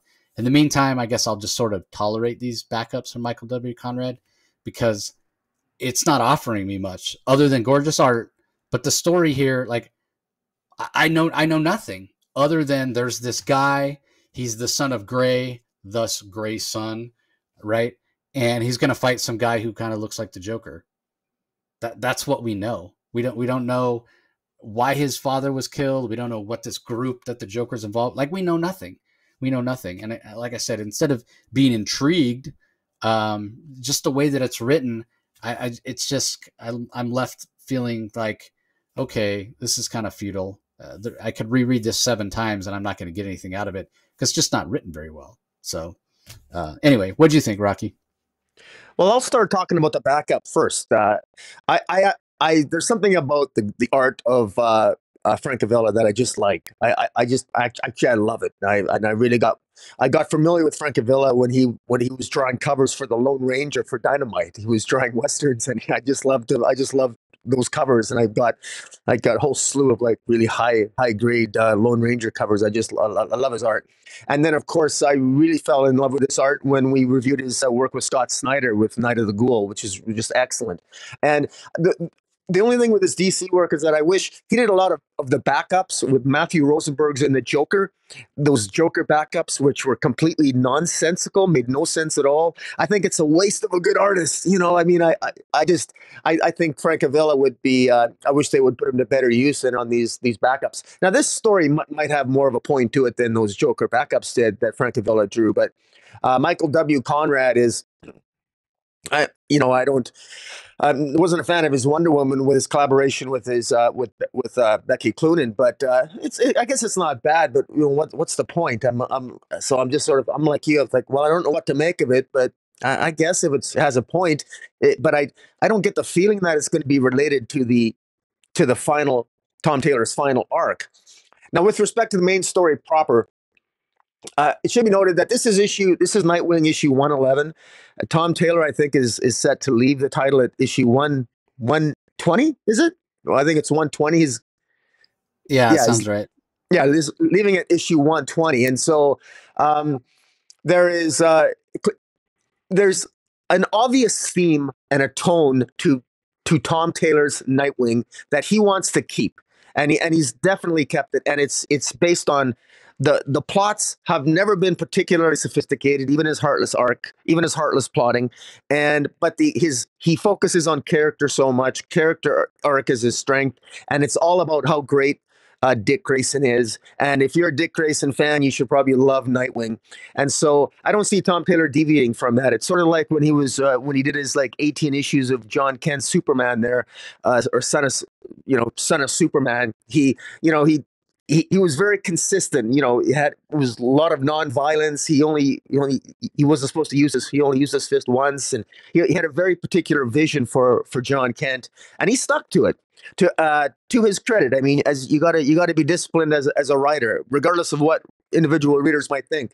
When I look at this Nightwing, there's no question here. The strength of this story, you pointed out. I echo all your sentiments. This criminal is an idiot. I mean, you're copycatting. You're going to copycat Heartless, Nightwing's villain in Gotham City, with the Batman. So then you got to have a brain in your head. If you have a brain in your head, Batman and Nightwing are going to show up. But you can tell that all this was done to set up the character work, focusing on Dick Grayson as a child, Bruce Wayne as a child, and Heartless as a child, to really ram home those similarities. And so, I mean, Tom Taylor is really spelling out the character work here on that storyline, and ultimately, it's going to be leading to Dick Grayson learning how to leap again, which sounds a little bit corny, but you had to remind me that it was last issue that Dick Grayson supposedly just suddenly forgot how to leap, and he's afraid of heights. Where's that coming from? I don't know. But one of the rumors going around the Twitter, and I never thought of this, but it makes sense, is that what's the big leap that Dick Grayson's going to make? He's going to ask Babs to marry him. Yeah, that's exactly what I thought of. What's the leap he's scared to really make? Like, where's this coming from? Oh, he's scared to ask. But again, like with only a few issues left for Taylor, I think DC would already have started promoting it. But yeah, you never know. But it might. Wouldn't it be nice if it was a nice surprise? Wouldn't that be a pleasant surprise, just as a way to reward the fans, especially right before September when we go into sort of a new revitalized DCU? I think that would be awesome. Start that off with the wedding of Dick Grayson and Barbara Gordon. I think that would be amazing. But anyways, that's what I'm hoping. But overall, I didn't think the story was that bad. But yeah, but it was still kind of meh to me. But Tom Taylor, again, the character work is good. You got to give him that. Yeah, I mean, I enjoyed it. As much as I was nitpicking those 2 points, I did really enjoy it because what I loved was the portrayal of the relationship between Batman and Dick, especially because in the Gotham War recently, one of what I think is the best relationships in comics, that relationship between Batman or between Bruce and Dick, was.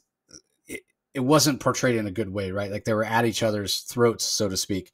So I really appreciated that it worked, that it's working here, and a reminder that they do have the fact that they're orphans. They have that in common, that there's a bond there, and they really do care about each other. So, all right.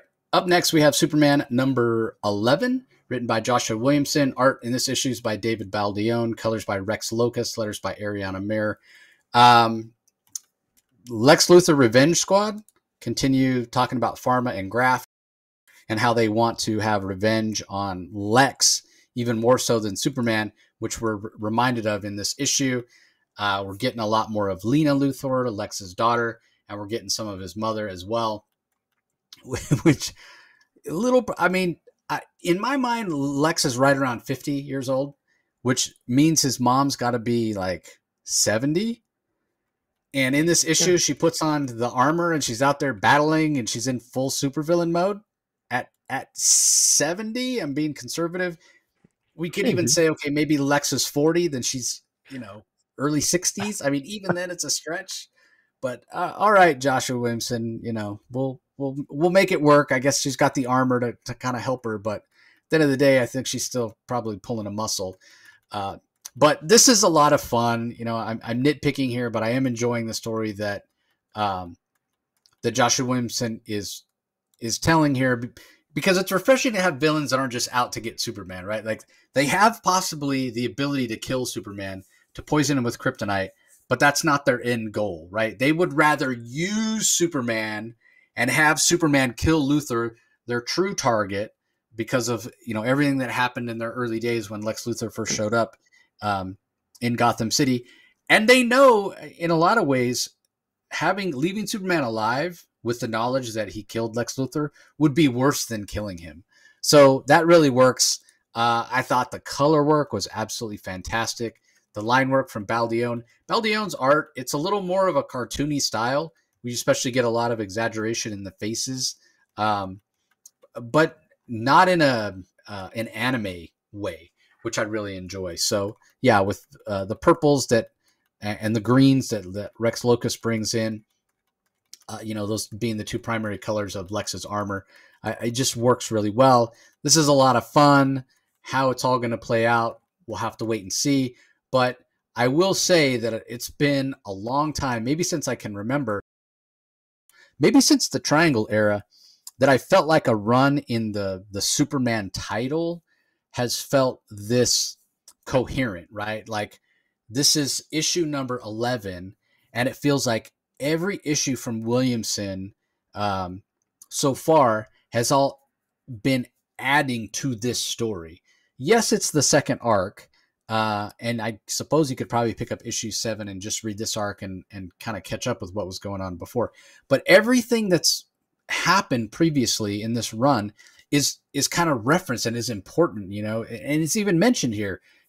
Parasite is mentioned, which was the first classic Superman villain that Williamson used. Silver Banshee, which I still love the idea of Silver Banshee, Siobhan and Jimmy Olsen dating, but she's mentioned here. So it's been the same story, and this is the way you do it, right? Like sometimes you're telling one big long story, and what immediately comes to mind when it doesn't work is Nick Spencer's run on Amazing Spider-Man from a few years ago.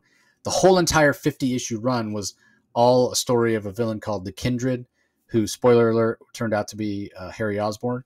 But it just dragged on and on and on. And obviously that's a big difference. 50 issues versus we're only 11 issues in here, just about a year.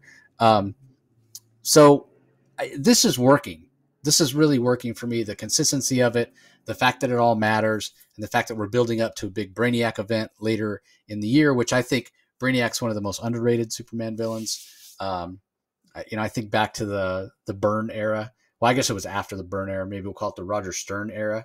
But the post-crisis Superman, where we actually had a human Brainiac for a little while, which the story's kind of convoluted about how the alien Brainiac infected the mind of a guy that was in a coma and what have you. So we won't get into it. But it's Brainiac is a villain that's not used enough in my mind. We have villains that are overused like crazy. I got to admit, Lex Luthor is probably used too much, just like the Joker. But Brainiac is not one of those. So I'm going to be interested to see, especially because we know Lena Luthor, Lex's daughter, has a history with Brainiac as well. So how that's all going to play out remains to be seen. But this is fantastic. Love what was done here, and can't wait to see what happens next. What did you think? I enjoyed this. You mentioned how Williamson has managed to make this feel more cohesive than well, he's made it feel very cohesive. What stands out to me is that Williamson was able to do that because he was not been able to do that for some of his other work, like in Dark Crisis. Like he's not. I don't find him during his Flash run, Dark Crisis. I didn't find him particularly good at keeping the plot lines together. Although I did find his Robin one good. So he's hit and miss with me with that. But Williamson, I got to give him full props here. I've been enjoying this Superman run, and I agree with you. Everything does seem to flow. It makes sense.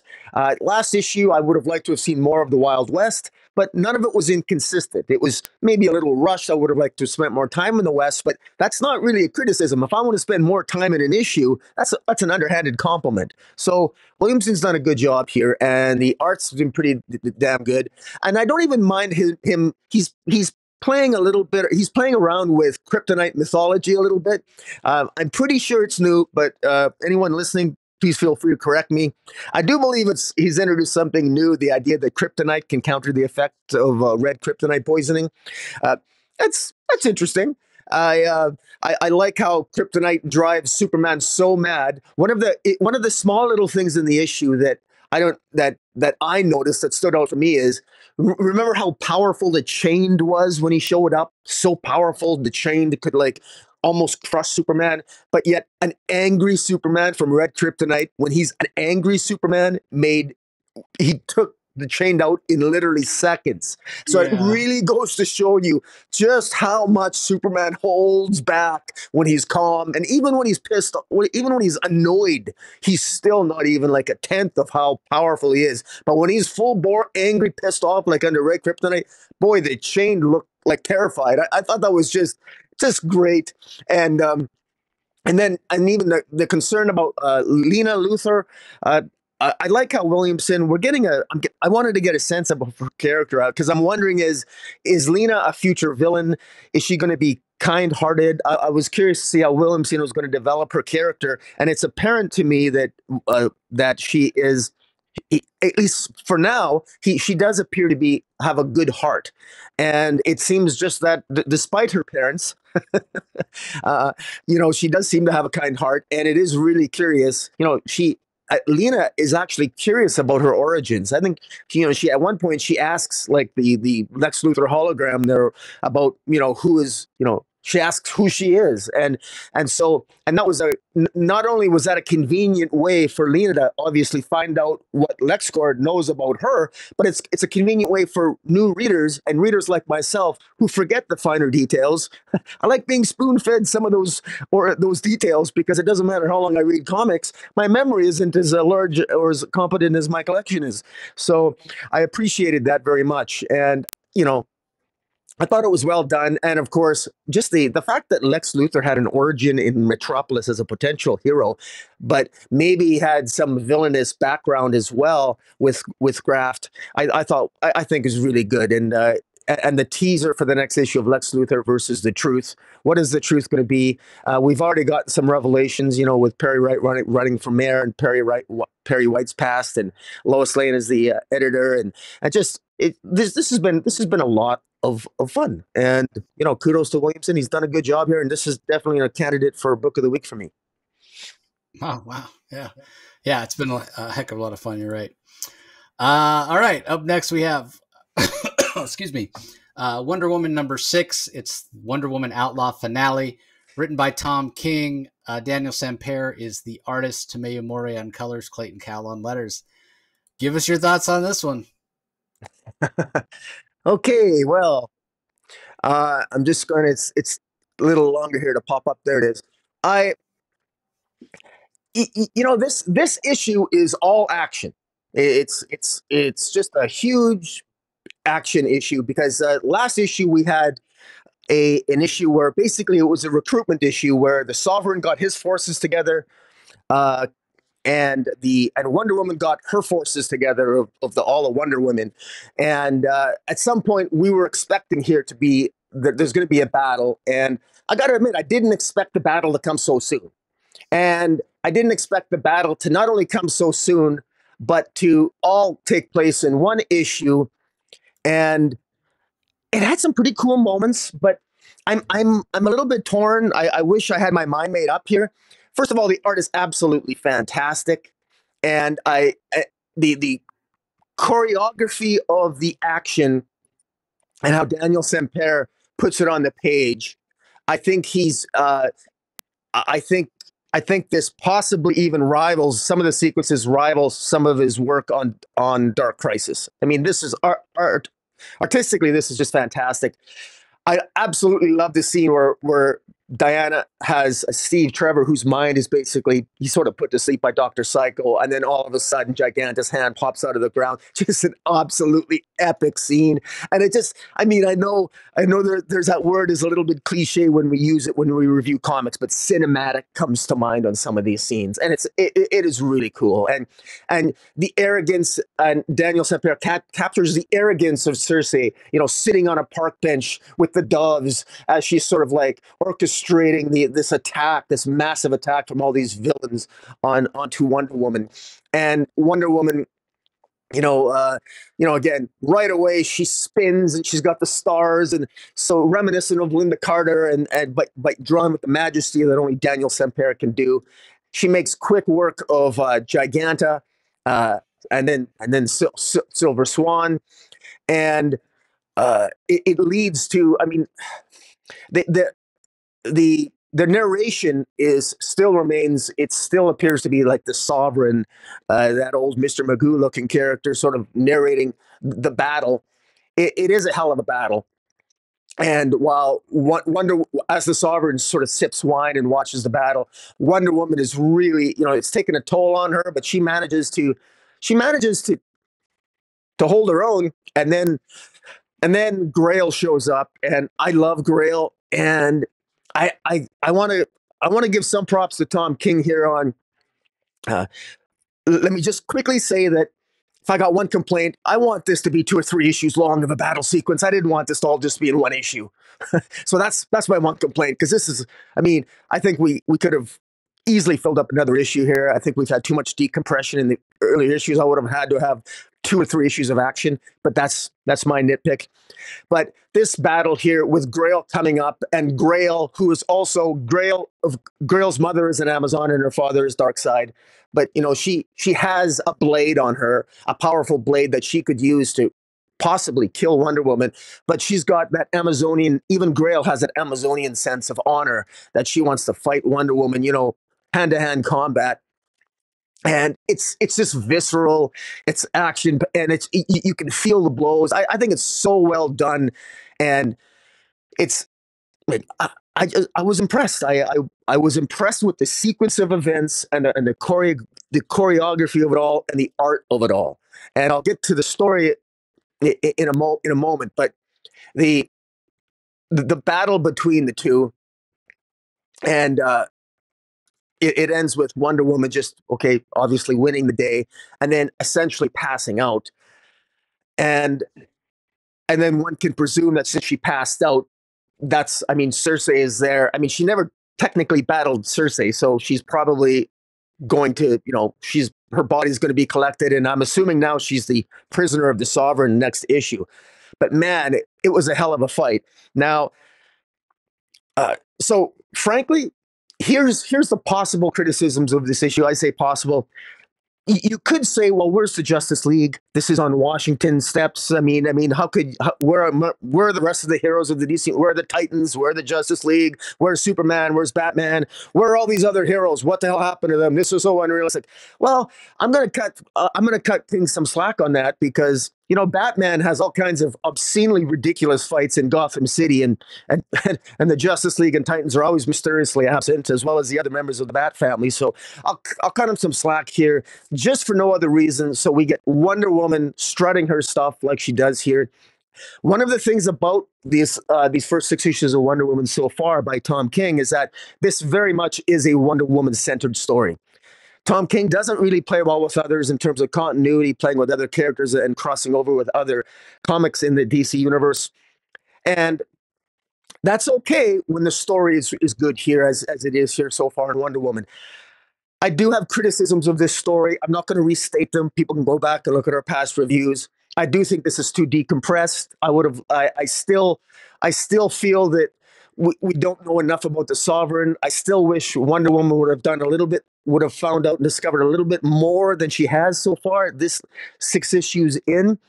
But we're moving along here. And, I have cheated and looked at solicitations, because we don't have future issues on this sucker. If we did, I'm sure I would have read them. But I'm really curious to see how this ends. I'm really hopeful that King nails the landing on this, because I thought this was beautiful. I would love to own pages of this. I mean, Daniel Sampere, I could not. I'm sure I would not be able to afford to buy any of the pages of this issue, but man, his battle here against Grail on some of those pages, I would just love to own the page. I think it's just amazing. So I overall, there are some things I could further comment on and nitpick, but I'm not going to here, because I just thoroughly enjoyed. It's so nice to see Wonder Woman kick some ass. and she didn't supplicate herself. She didn't get on her knees. She kicked some ass. She was kicking ass and taking names, and she was overwhelmed. And I like the fact that the Wonder Women weren't there. They didn't show up. It was just her. She had to do this on her own. And I like this. And it shows that the Sovereign planned this, manipulated events, they got one up on Wonder Woman. And it's going to be interesting to see now, as a captive, how is Wonder Woman going to escape? And that's going to be the real test of Tom King, is how does Wonder Woman escape? Because she's going to be tied up. She's going to be, be in a position where she'll have to confront the lasso of lies. So look for how does the lasso of truth deal with the lasso of lies? How does it affect Wonder Woman? I'm really curious to see where we are moving forward, and getting there. This capture of Wonder Woman, I think, was pretty good. I quite enjoyed this. This was a fun issue. I'm really curious to hear your thoughts. So, yeah, I mean, it was fantastic. It was so good. I do find it a little interesting. You're talking about, and you have said in the past, yeah, I'm moving a little slow, a little too decompressed, but yet you wanted this battle to be more decompressed. And I understand why, right? Like, it's so epic. There's so many fantastic ideas, like right from the start. I mean, you could start with the fact that that Giganta was buried under the ground. That, like you said, the Sovereign clearly has been putting all this in motion, knowing that Steve Trevor was going to be where he was going to be, and Wonder Woman was going to be sitting next to him, and this was going to allow these events to play out the way that they did. It's so fun. It's so great. The Sampere art you mentioned, it's fantastic as well. I mean, there's nothing not to like. If you like comics, there's nothing not to like here. It's just fantastic. So I echo also what you said about wanting to own pages. Yeah, I would love to own pages. Like, I think back when we first had Daniel on, I can't remember if you joined me for that interview or not. I think you did. I did. Right? It was on Future State. Yeah. The Future State Aquaman story. We were so impressed with what he did. It was so much fun. And, he told us about getting the offer to do Action Comics and how he had to, talk to his girlfriend about it, and was like, oh, I just don't know. And we were like, what, are you crazy, man? And to think, he went from Future State Aquaman to that Action Comics run to, Dark Crisis. That's right. Now to Wonder Woman. I mean, just, a fantastic progression, also well-deserved, because I remember the first time, and Daniel and I have talked about this, first time I saw his work in that Justice League annual when Scott Snyder was doing Justice League.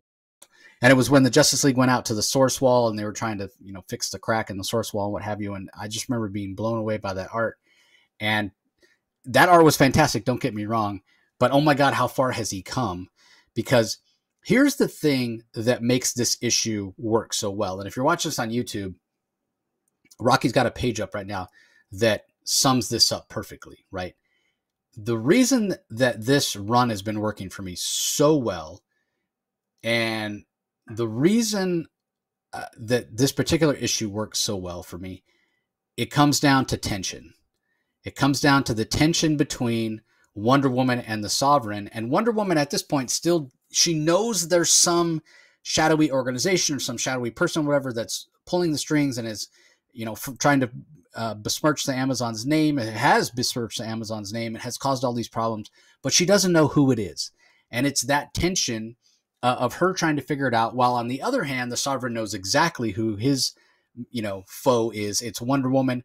How do we stop her? King's done a good job of showing us just how powerful Wonder Woman is, whether it's this issue with her literally catching the Washington Monument that Giganta's trying to smash her with, or the issue where she was taking on the military and throwing tanks around. Regardless of what situation she's been put in, she's been up to the task. She's been able to rise to the challenge.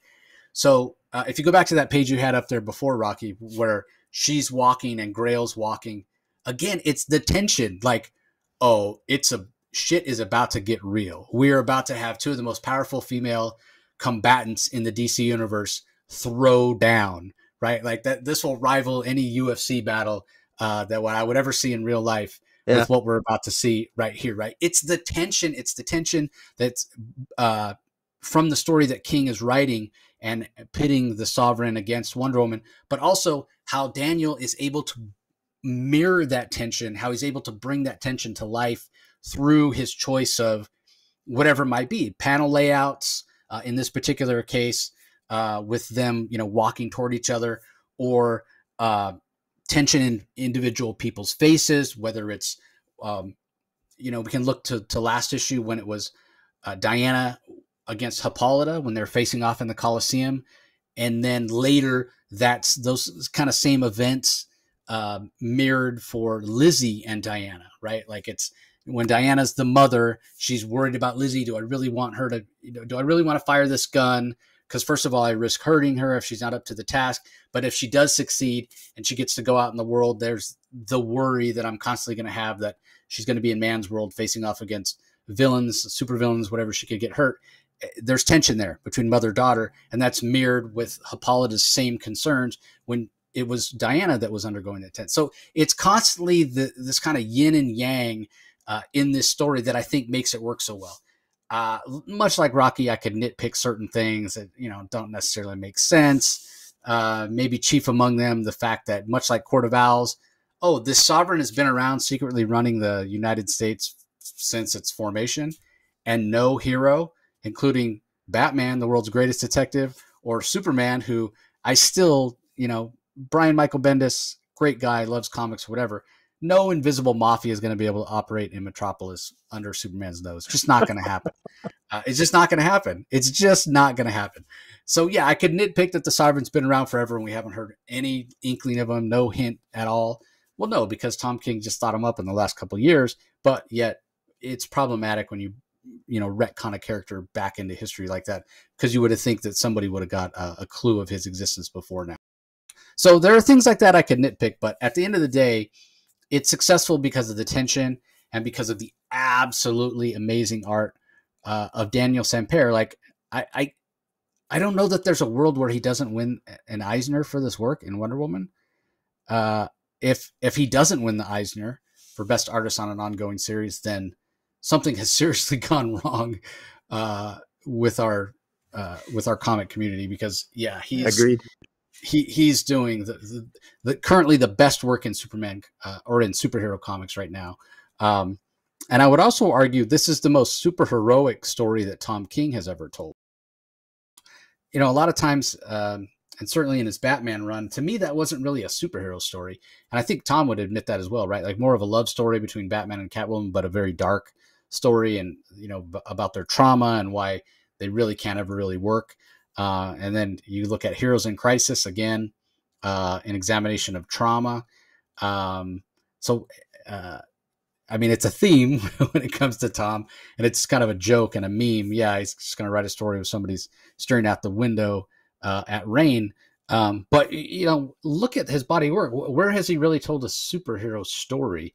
Even his Grayson run, which is kind of his first ongoing series at DC that he co-wrote with Tim Seeley, that was Grayson. That was Dick Grayson, but as a spy, agent of Spiral, not in his Nightwing costume. So you wouldn't say that Mr. Miracle was a superhero story. You wouldn't say that his Strange Adventures run was a superhero story. Human Target wasn't a superhero story. Like, this is the most traditional superhero story he's ever told, and I think he's doing a fantastic job. So I know he can be divisive and polarizing at times. People don't always like his work, and that's fine. Not every story is for every person, but for me, this is fantastic. This is why I love Tom and his work, because there's a real joy and a love of comics that comes through, even though it's a story that's filled with tension and a lot of push and pull. It's just a thoroughly quality superhero story, and it really celebrates who Wonder Woman is in terms of how powerful and formidable she is. So absolutely fantastic. Yeah. All right. Speaking of a story that really epitomizes who a character is, as much as it's so interesting, almost exact opposite of what I was just saying, I think Simon Spurrier, Hellblazer, Dead in America, John Constantine, Hellblazer, Dead in America #2.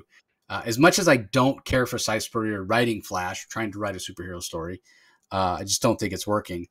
I don't know that there's anybody that I enjoy more writing John Constantine than Simon Spurrier. Aaron Campbell is handling the art, Jordi Belair on colors, Aditya Bidikar on letters. From the dialect to the body language to the overall feel of the story, the actions that John takes.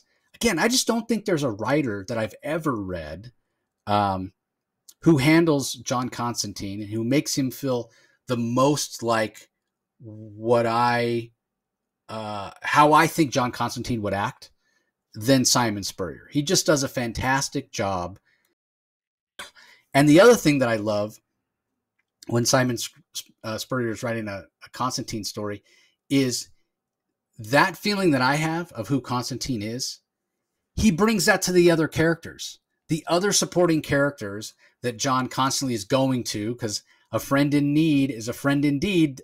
That sums up Constantine to a T, right? There's so many people that owe him favors because he's done things for them in the past, and he's constantly going in and calling in those markers, right? And the people show up and they know they got to, return the favor. But they look at Constantine and they say, what a bastard, what a horrible person, what a scumbag. He does despicable things. And yes, we know at the end of the day, his goal is probably a good one, a morally right one, but the way he goes about it and his attitude, and he's just unlikable. But he's so unlikable as a reader that I enjoy him. I like him because of his propensity to be rough around the edges, right? Like he says things that, like in polite society, you have to keep to yourself, like things that we think in our head, whether we're at work or wherever, and we're like, man, you really want to say this to that person. You can't say it because it's just not polite. You want to get yourself in trouble, whatever. Constantine gets to say those things, and that's what's fun about him. And I just enjoy that. And I enjoy that, that Simon Spurrier brings that view of John to the people around him. And they call him on his bullshit constantly. And it's absolutely fantastic. So don't know exactly what's going on in the story. We know Constantine is dead supposedly, but yet he's up and walking around. And when he meets other magic users, they can kind of sense it. They're like, why are you walking around in that dead husk? Your body's like rotting. So how that's all going to play out, don't know. The bigger story here is Constantine has been charged by Morpheus, the Endless, what have you, to go and recover his sand. That's kind of a cliche in dream myths, right? Like the Sandman, you hear about it, the Sandman who brings his sand that he dusts it over you and it helps you go to sleep. It helps you dream or what have you. Well, Morpheus' sand is missing. Constantine needs to go and find it.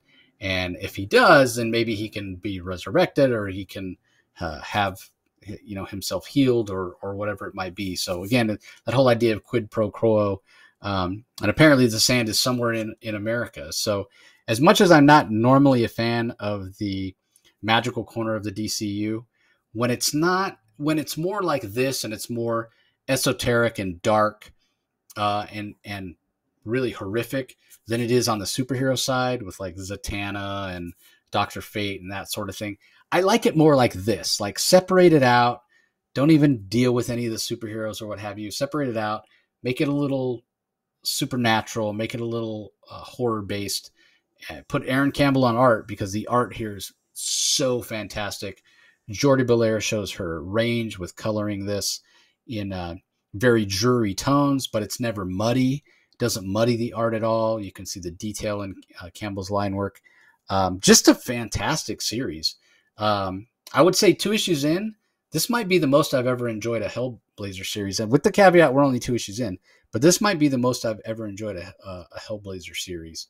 It just feels so separate and on its own. And I don't feel like I really need to have read anything else to jump in and really enjoy this. So, yeah, what did you think, Rocky? Are you enjoying this so far?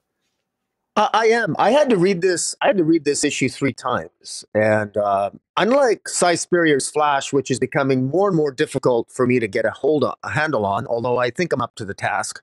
Uh, I mean, I say that tongue in cheek, but I enjoyed reading this the full three times. Actually wanted to, because some if I'm reading Speed Force, I don't want to read that twice, but I have to because I need to have something to say. Um, but this is one where I really like the mythology here. It's very interesting. This Clarice character that Constantine meets, this Clarice character, her sort of origin goes back. She was raped by Apollo thousands of years ago, and then, of course, when she's raped by Apollo, but she's even though she's the victim, she becomes victimized, and she's instead of being killed, she begs for her life from a god and holds grasps a handful of sand, saying, "Please grant me as many years as there are grains in the sand." And then over the years, she ran out of sand, but she found other ways to keep herself alive through occultist means and magic. And I this Clarice character, I really like her, even though she's kind of ultimately seems to become almost like the antagonist or the villain at the end of this particular issue. You feel for Clarice, and I almost feel like I would think that she reminds me a little bit of a female version, an older version of a cynical John Constantine, and I thought that was really intriguing. Meanwhile, Constantine, his body is rotting. He's literally a living, rotting corpse, and he figures the only way to save his life is to contact the Green Swamp Thing, who is of course the Green and the embodiment of life, and just the just the final scene is actually my favorite page in the entire issue is the actually final page where this he's being attacked by this creature that is essentially going to be eating his rotting flesh and bones, and but the Swamp Thing, because he manages through the course of the story to call upon the Swamp Thing, but the Swamp Thing has to try to find a way back and ultimately finds a way back through this rotting skeleton that's attacking John Constantine. Anyways, it's quite good. Now that's the story part. But I mean, really, the part that, the part that tells that story is the dialogue. It's the character work that Spurrier does such a good job on. I will admit that Spurrier is very good at.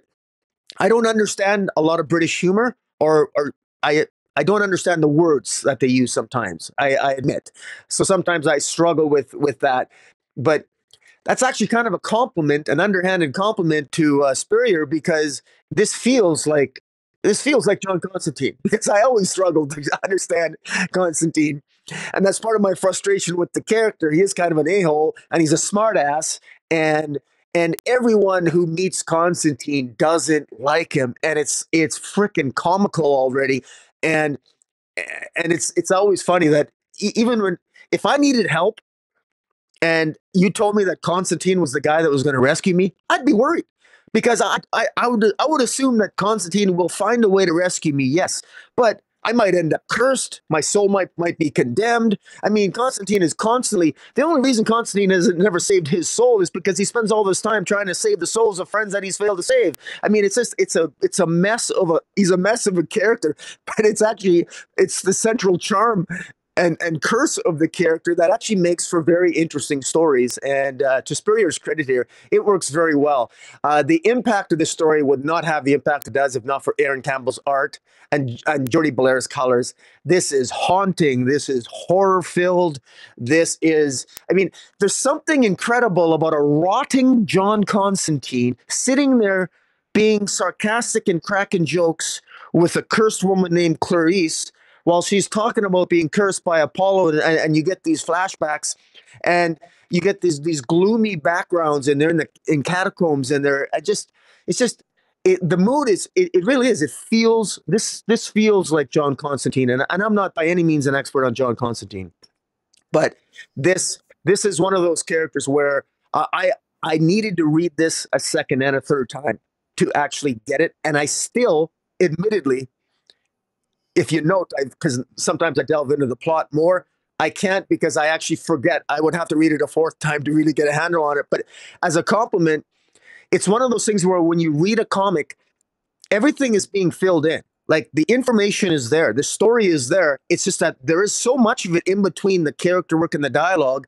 that it's there. I know because I remember, I read it like a third time like a week ago, and it's like, wow, okay, now so I appreciate good storytelling, and this is something that this is DC makes their money on Hellblazer in trades, and this is absolutely something that I think is going to sell well in a trade, particularly if it's read in conjunction with the first trade that came out, because it's just going to read better. Because so probably as a 12 issue trade as opposed to a 6 issue. But no, I was impressed. I was, you know, fun issue, fun issue. Not my pick of the week, not a candidate for pick of the week, but Spurrier, I want to give him some love because I'm going to be giving him some criticism when we review the next Flash.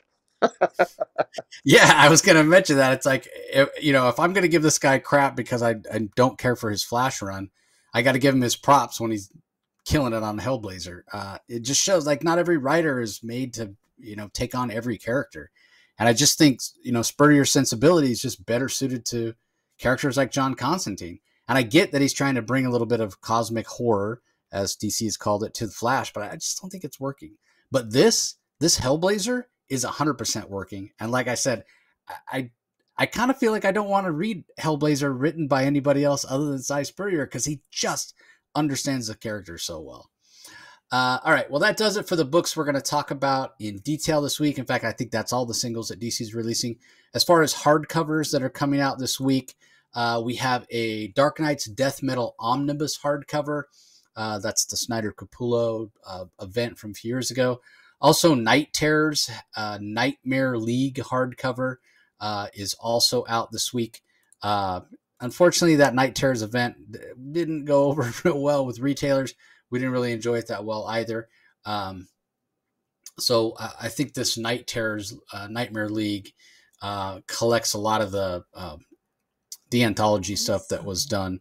Also, for collections this week, we have The Kingdom, the 25th anniversary edition. That's kind of a more obscure story. Don't hear a lot of people talking about it. Written by Mark Waid. It collects a bunch of tie-ins that New Year's Evil and Kingdom Son of the Bat, Kingdom Nightstar. They're series that, based on Kingdom Come's success, like one-shots and what have you, that Mark Waid and some other writers did later that are set in that same universe. So I guess it's a good time to bring that out since we just had the end of the Kingdom Come tie-in story in Batman Superman this week. Also, Milestone Compendium, volume number 3 is out. And then there's a second Dark Knight's Death Metal Omnibus hardcover for the direct market that has a different cover. So 2 different Dark Knight Death Metal Omnibuy this week. So, all right. For me, Rocky, I don't know that I can pick one book for book of the week. It's really tough. I thought it was a fantastic week. I thought Wonder Woman was really great. I thought Green Lantern War Journal was great. I thought Justice League versus Godzilla versus Kong was great. I really enjoyed Hellblazer. But ultimately, I think it's got to be, for me, between Wonder Woman and Justice League versus Godzilla versus Kong. And I think I've picked Justice League versus Godzilla versus Kong every week that it's come out. So I'm going to switch it up this week, and I'm going to go with Wonder Woman as my pick of the week. Just the strength of the art, the most superheroic story that Tom King's ever told. Wonder Woman doing wondrous things like catching the Washington Monument when Giganta's trying to smash her with it. Yeah, just fantastic. Just love everything about this title right now.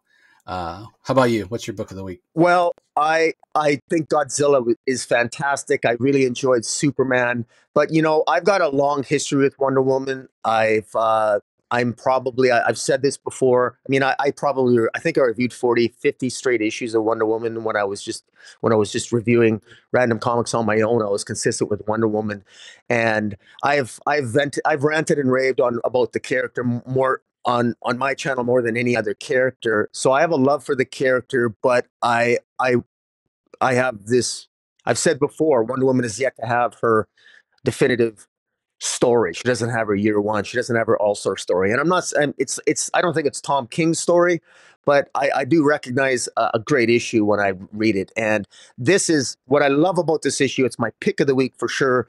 And you and I. Sometimes I get a sense that you and I like to spread the love of the pick of the weeks, but I don't care. I'm picking Wonder Woman too, because I want to. I loved it that much. What I love about this issue is even if you it actually works as a standalone because this is the type of issue that if you pick it up, you're going to want to buy the previous 5 issues. Just say, what the hell happened? What led to this? Because you talked about the tension in it and it's there. And it drips off the page, off that gorgeous Daniel Sampere art. And it's just fantastic. And I will say that the issue is actually better than maybe the story. Well, it is better than the story. The action in the story is better than actually the plot getting there over the previous 5 issues.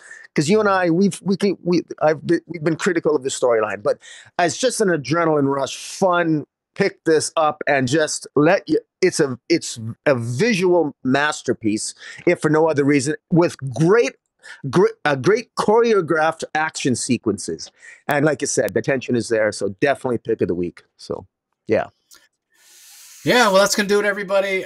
Don't forget, like I said, Nicole Main's interview about her upcoming Dreamer work from DC. It's out on the Comic Source YouTube channel as well as the audio. You have any other content coming out, Rocky, you want to tease? I'm going to. I do have a couple of image titles that are going to be coming out probably later today or tomorrow. Actually, just some random image titles. I got bored, so I got them. I'm working on them right now. So I'll just keep those under wraps for now. But I wanted to make a comment on your Nicole Main's interview. I listened to it. Very interesting. I particularly liked, and I'm not going to. People go watch the interview, but I appreciated her comments about Amanda Waller.